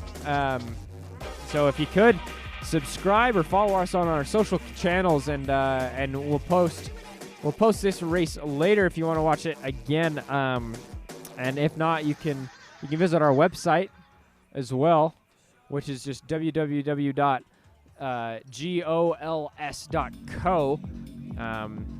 Check that out. See what we have to offer.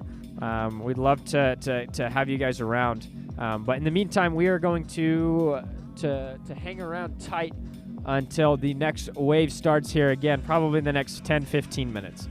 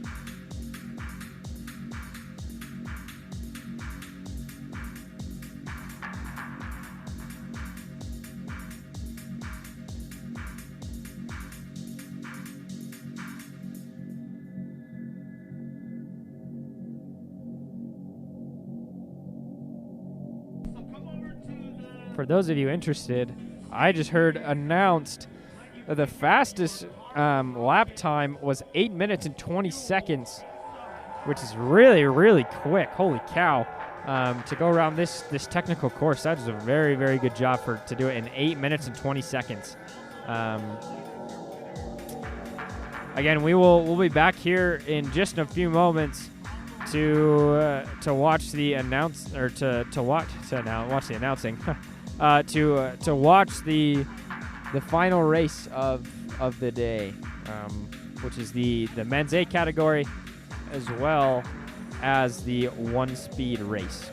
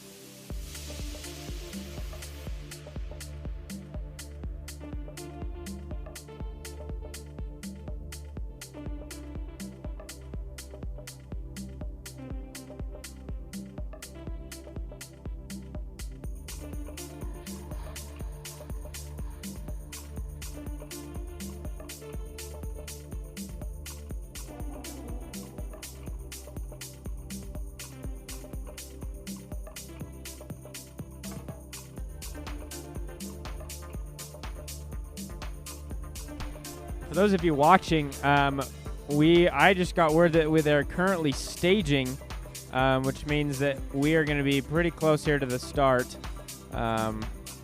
Probably about, I know I promised about 5-10 minutes ago, it's 5-10 minutes away.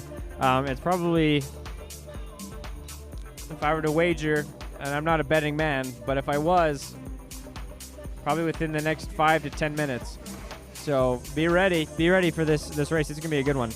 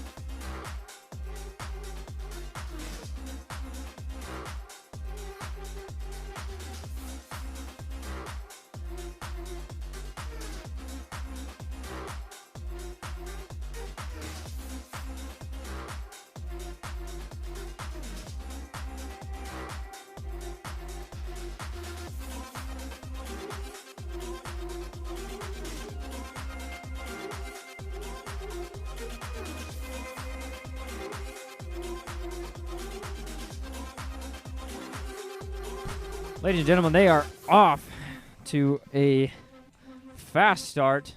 They're going very, very quickly, as per usual in this one. These are the Masters 35 Plus coming around the corner. Again, not as many. However, there's still a lot of people.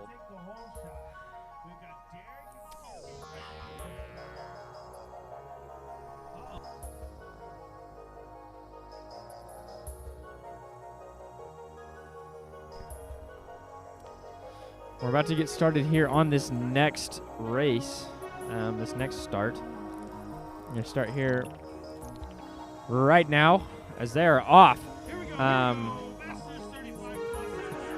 Off to another hot start very, very quickly, as usual with these races. They are off, I would probably bet about 5 or 6 laps as they are off to a strong, strong first start.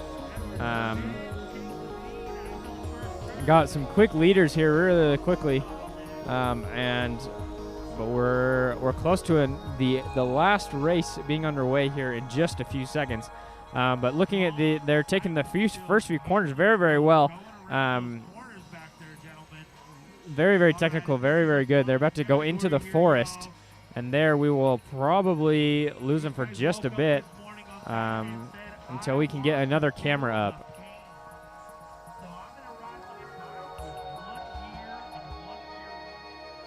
But here goes, well, not yet. They're off now. Here they go. This is the men's single speed, going as fast as they can, figuring out how they can do their maneuvers the best that they can. And they're going to go around that first bend and then back into the forest, just like the ones before them.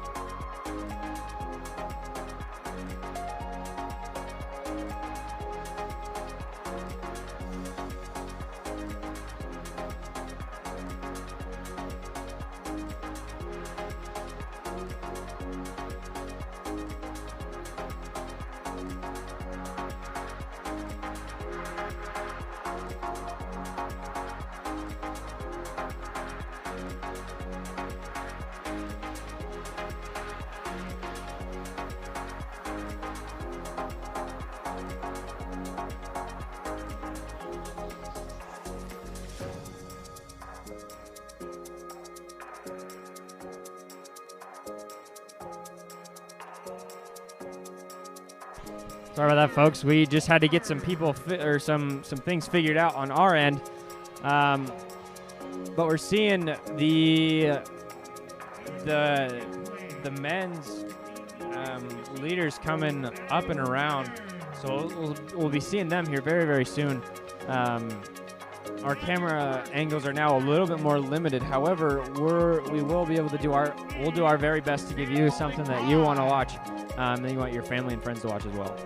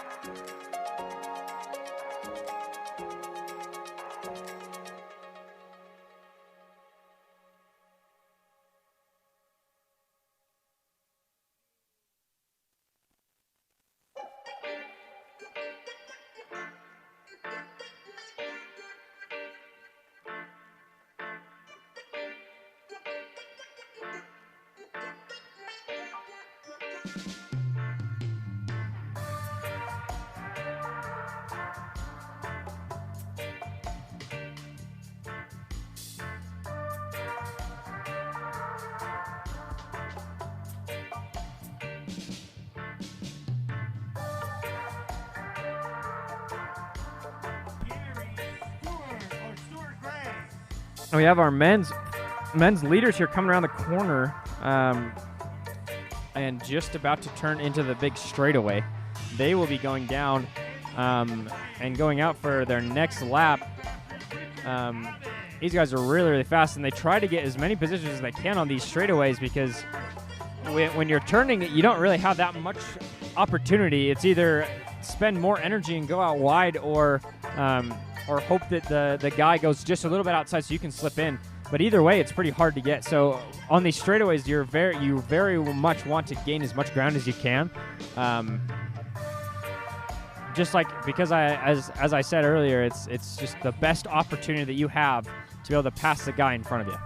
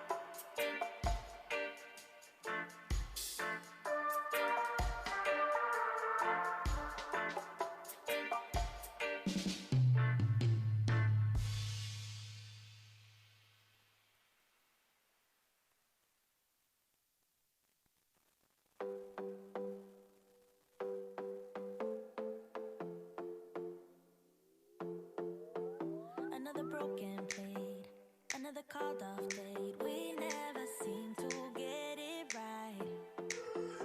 Another heart attack, words that we can't take back. We are the reason opposites attract.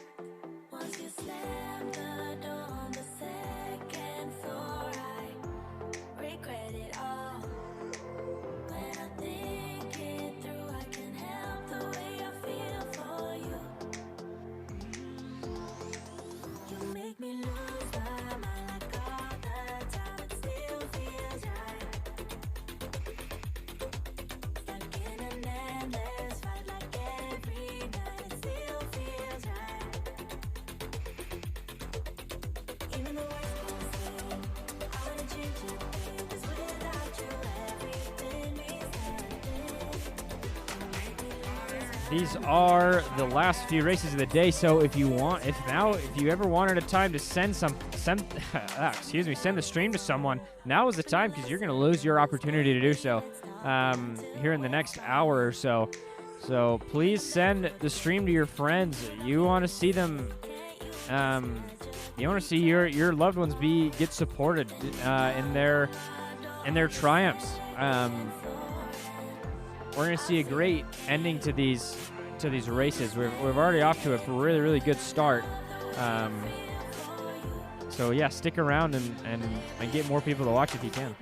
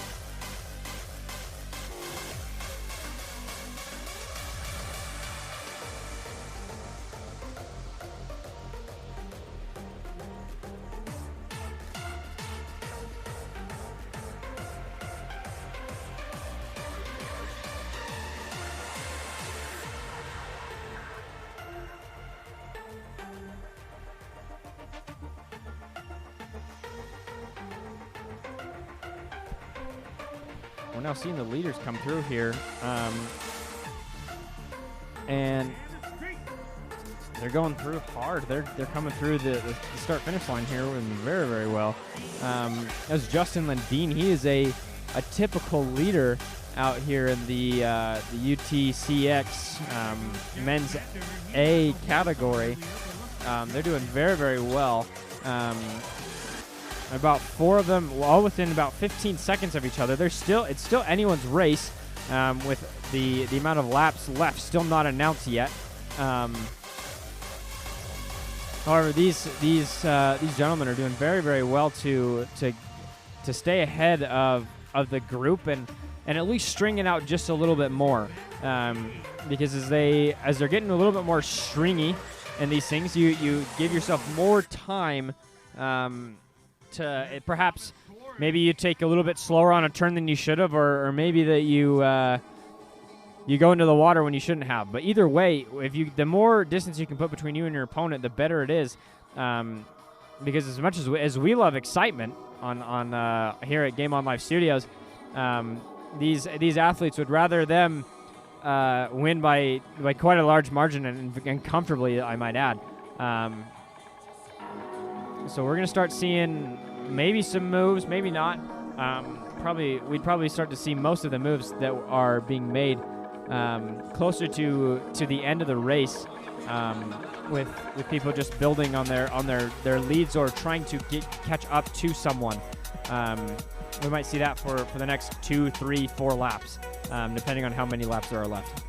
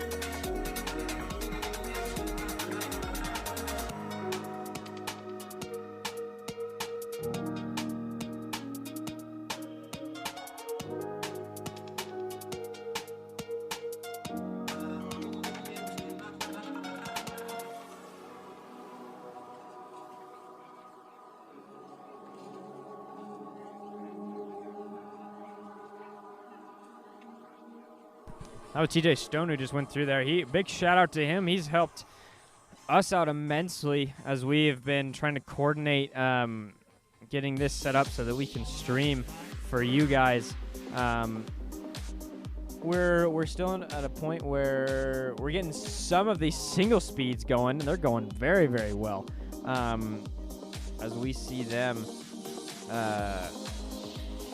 as we see the single speeds, not necessarily catching up to those with the normal speeds, but there's still a little bit of separation. However, this is very, very well done for those who are on the single speed.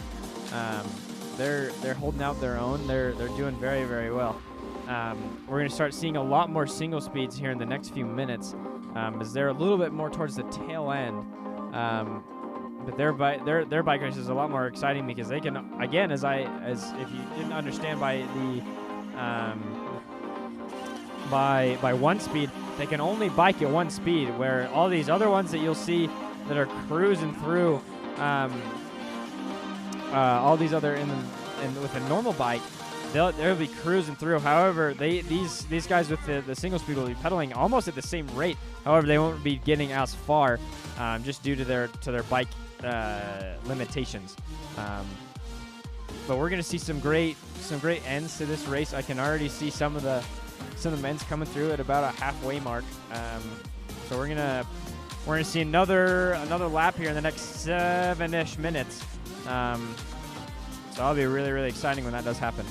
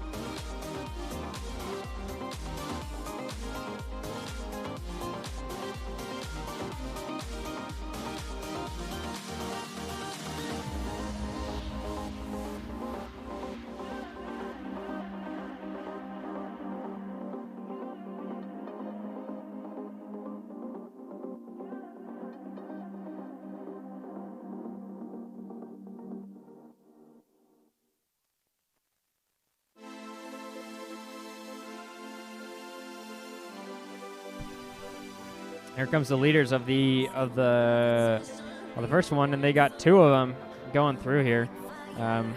This would be a good finish to the race here.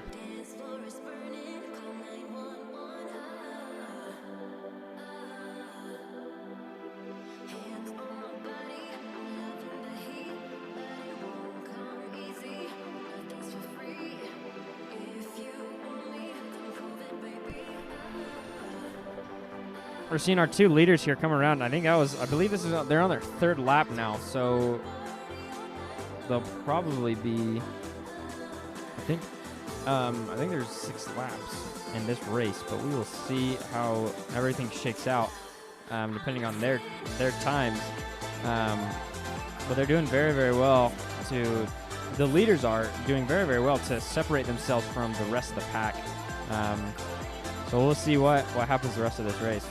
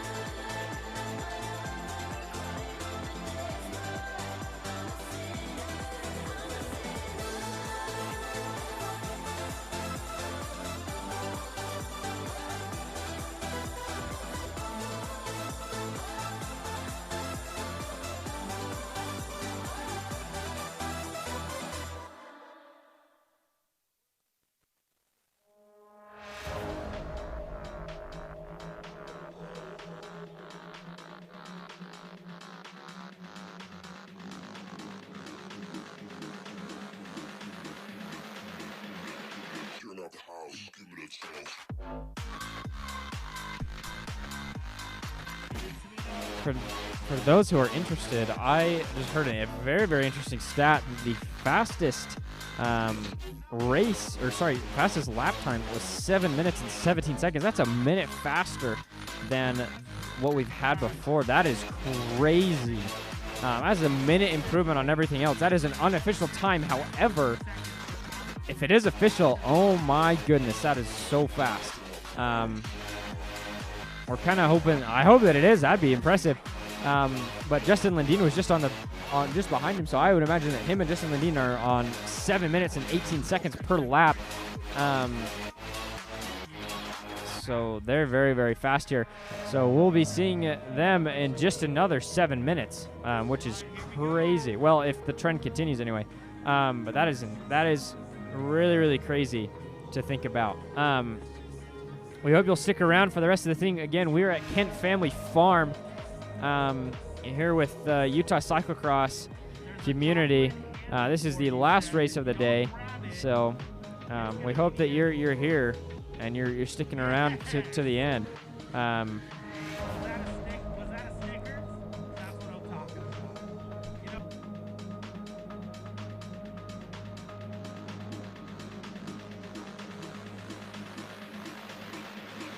Turn out the house, give me the toast.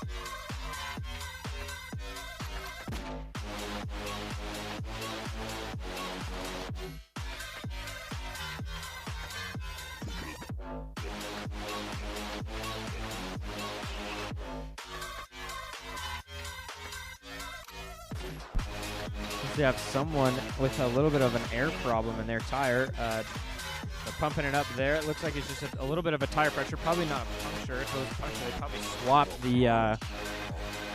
swap it completely. However, it looks like they're just pumping up just before the line. He'll get ready to go. Kind of like a pit stop in NASCAR. So he's back on his way just now. So we'll see how that affects him the rest of the race. It didn't look like too many people passed him. It was looking at only 2. That's still a lot of time that he wasted there because of a low tire pressure, which is unfortunate. But that happens to just about everyone in one race or another. Can't always be prepared, but you can do your best.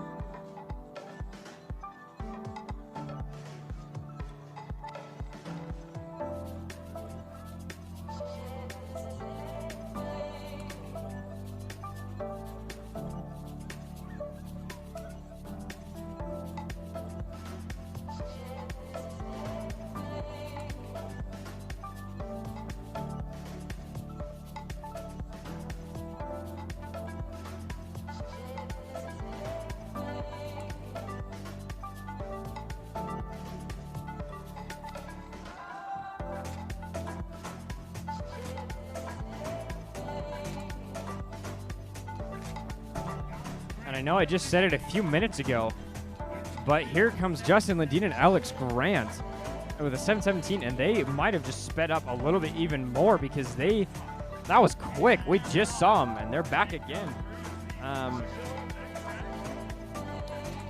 They have 4 laps to go, so they're going, it looks like 7. Excuse me. But that is crazy. They just barely came across, and they're across again.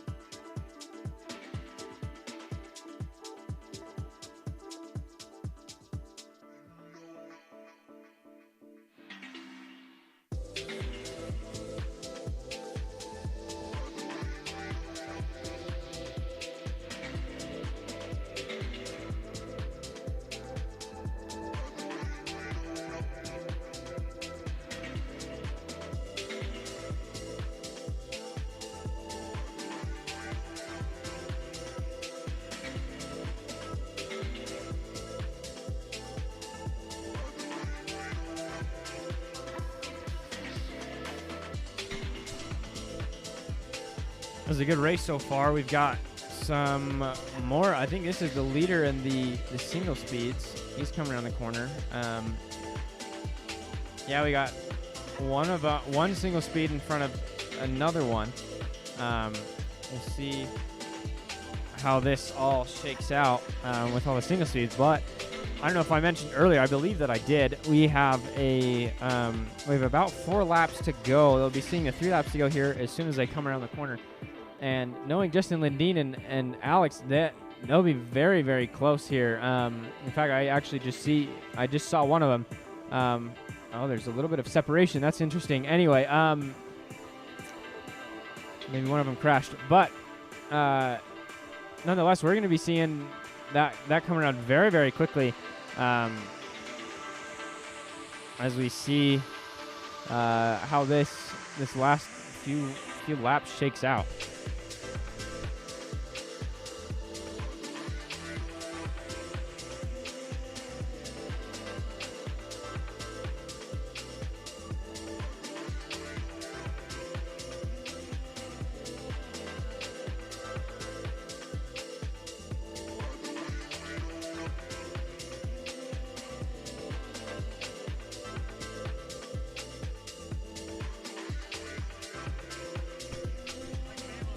And here comes Justin Lindeen and Alex as they come around the corner. And they're about to go into the straightaway. They have 3 laps to go after this one, and they're very fast, so we're going to be done here in the next 30 minutes. They're going very quick. Justin's quick in the front. Alex not far off of him. We got a couple single speed riders coming in here at the very end. Not the very end, but at the very back. Stick around. We're going to have an exciting finish here.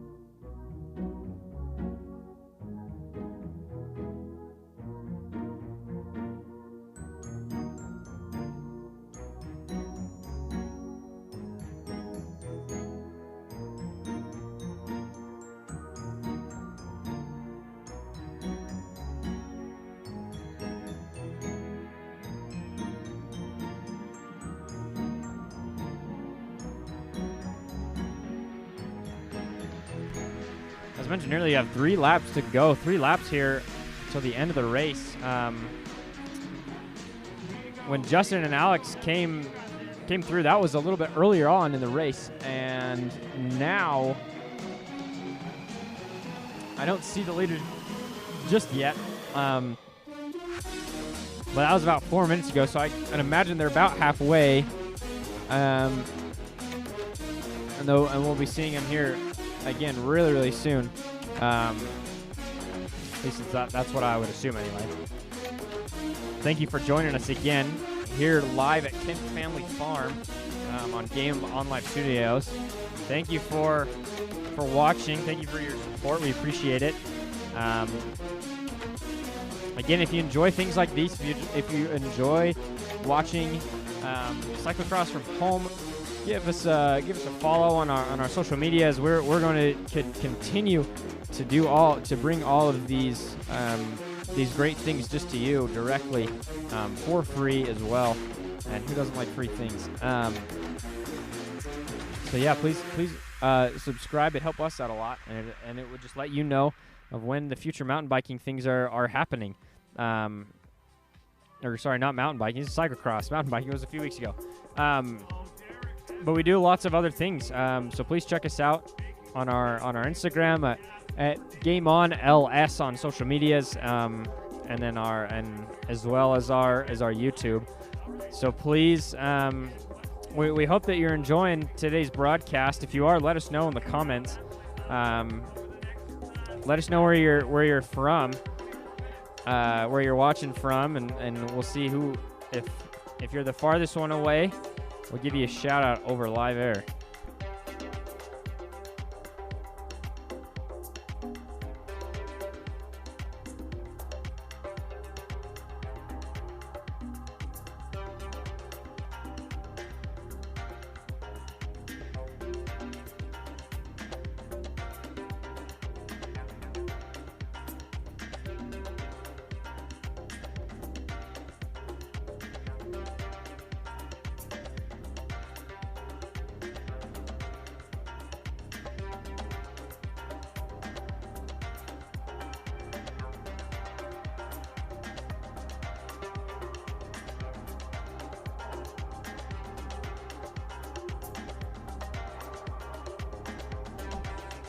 We're in a very rare dull zone where all of our available cameras are not able to pick up many riders. That just means that our riders are at least they're bunched up in good places.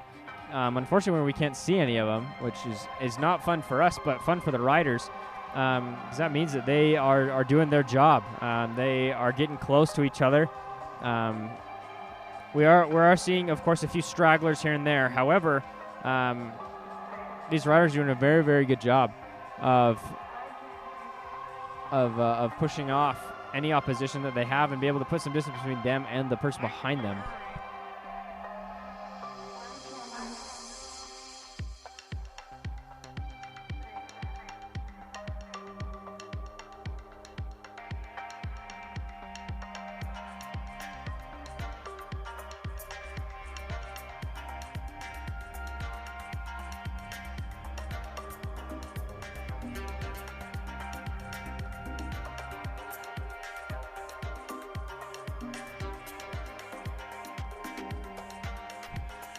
And here comes Justin and Alex up around the corner, before we see the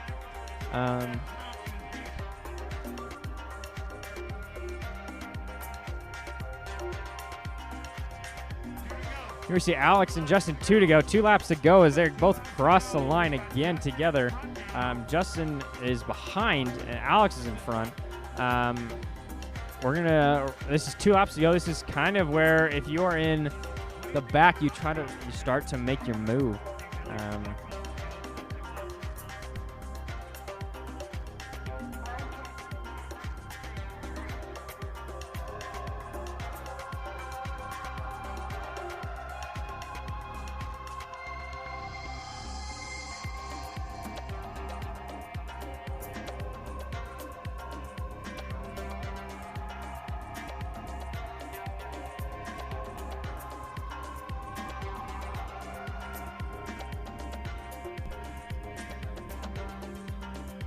it's kind of fun being able to watch all these riders whiz by you.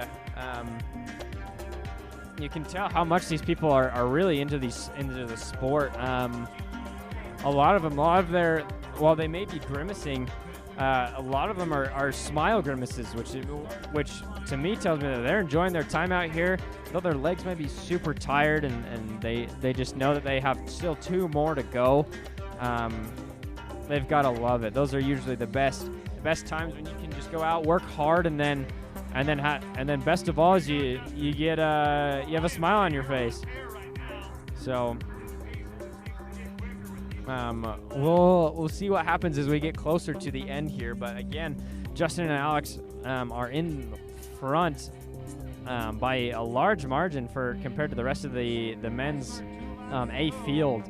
So we're going to see very, very quickly who's going to finish here. Probably in the next 15 to 20 minutes, we might see an end or something to that effect. So stick around. We don't want to lose you.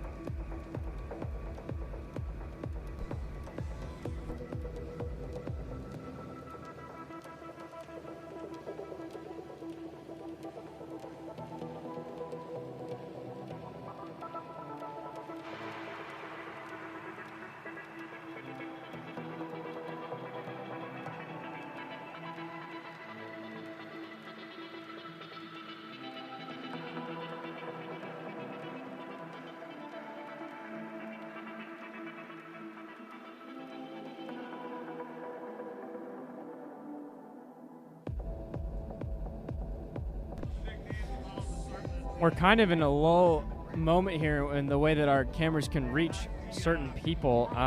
Sorry that there's not too much going on. Usually there's a lot more people in these races. We can see a lot more people and we can follow it a little bit better.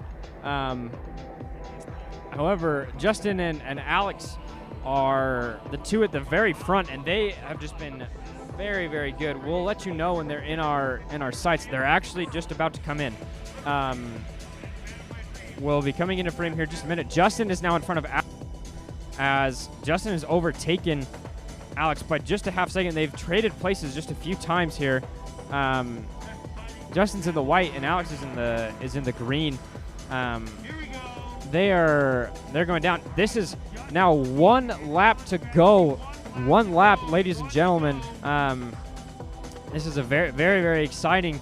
As Alex and Justin Lundeen are battling it out. They have been the whole race. We have a few stragglers behind. I don't believe that they're competing for the podium. They might be in another race. However, what we're focusing on right now is Alex and Justin Lundeen.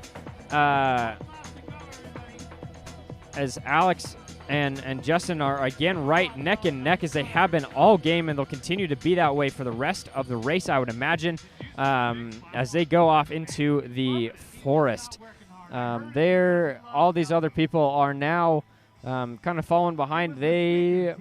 I'm not able to tell. It's hard to tell who's on which race, even for those who are doing the actual announcing. I'm just a placeholder. They still can't tell what's in each race. So, but bear with us as we do our best to give you guys the best content that we can.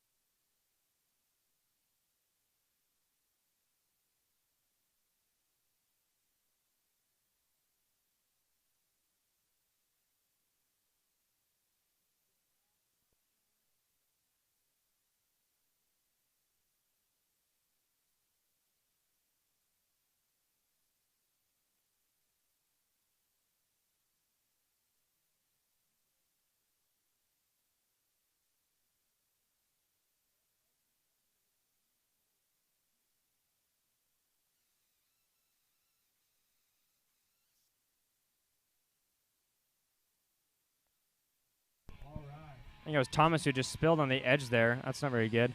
But that was a really great recovery. He was on the ground for really only a second. That was great. What a good recovery. I got some people of the one speed riders coming in through. Again, we apologize for not knowing the names of people. We do not have a riders list. It was not provided to us. We're running through some technical difficulties today anyway. So, again, we apologize for all the things that are going wrong for you as a viewer. We hope that things are not so bad. Again, we're doing our very best to produce what we can with the limitations that we have.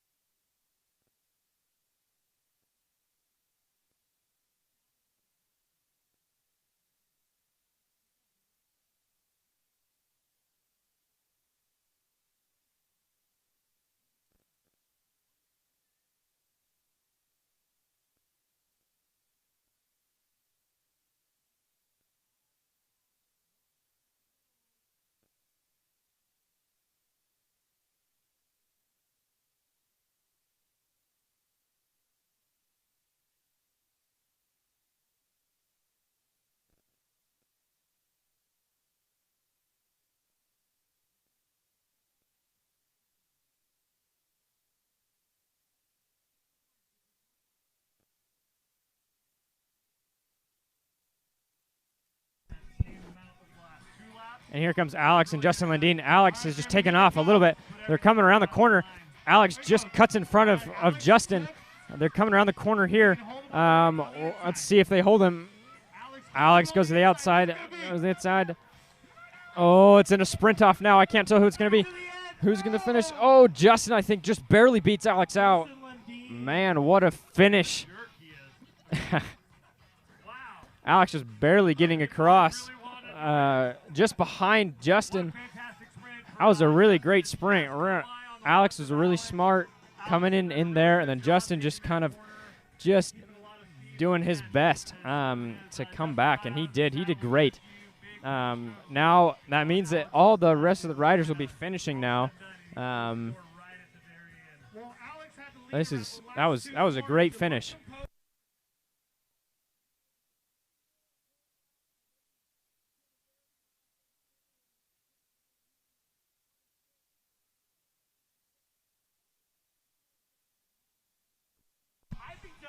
A nice wheelie to finish it off there. Always nice to end your day on something a little bit more fun. Even if you didn't have the most fun during that race, it's a hard race. So they're doing very, very well.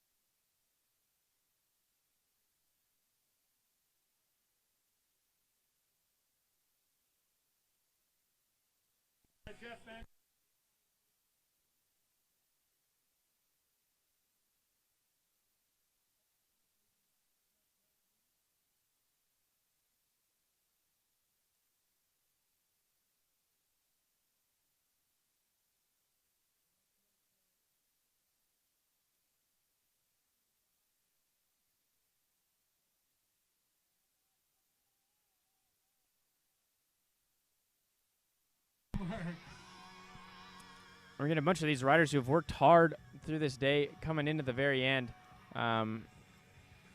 We're glad that they're still having fun. They're still out here. The main race is over, but there's still a few places to be decided, I believe. So I hope that people are ready, because there's still going to be some exciting endings, even though we had the main event and with Justin just beating out Alex at the very end.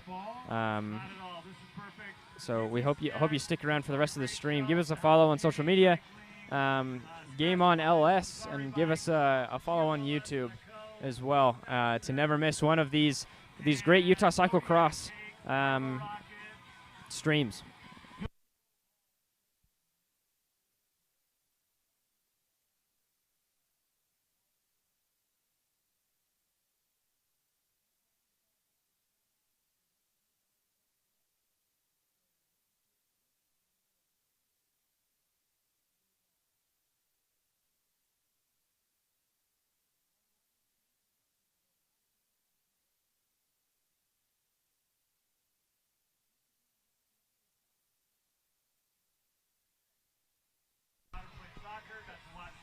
And here comes Thomas. Thomas in through. He does it. He finishes a great race, especially after that recovery on the slight slip that he had.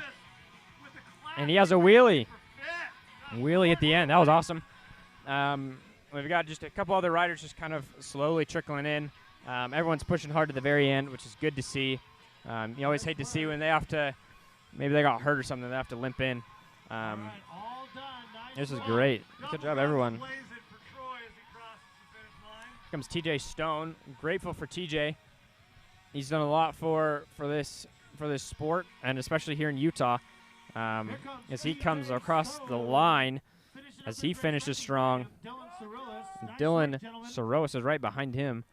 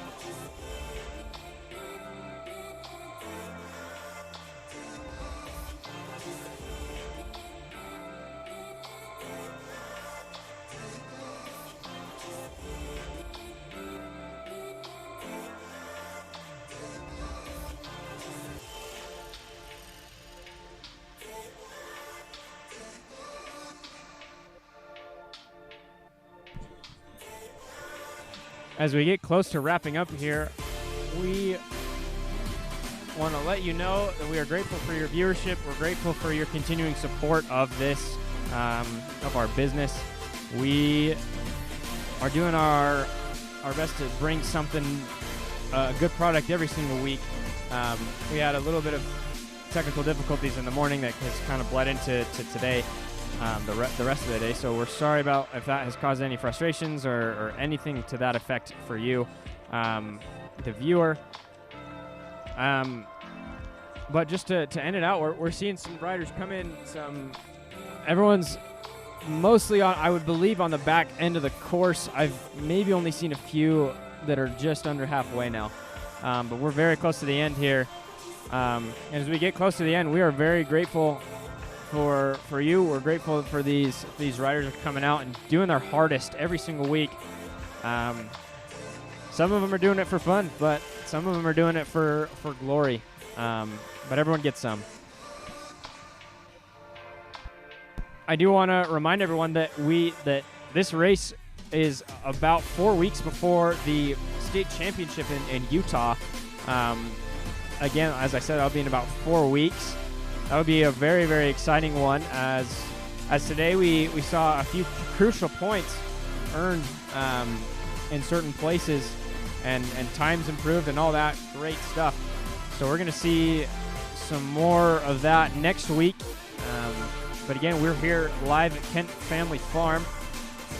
We're very grateful for everything that you have, everything that has been allowed for us to do here by UT Cyclocross. I'm sorry. We're gonna have an exciting finish here at the end. Let's see who's it gonna be. Both are sprinting hard. Great sprint at the end there. That was very good, very, very good sprint. We're having the rest of the people trickle in, and we'll check in if anything else happens.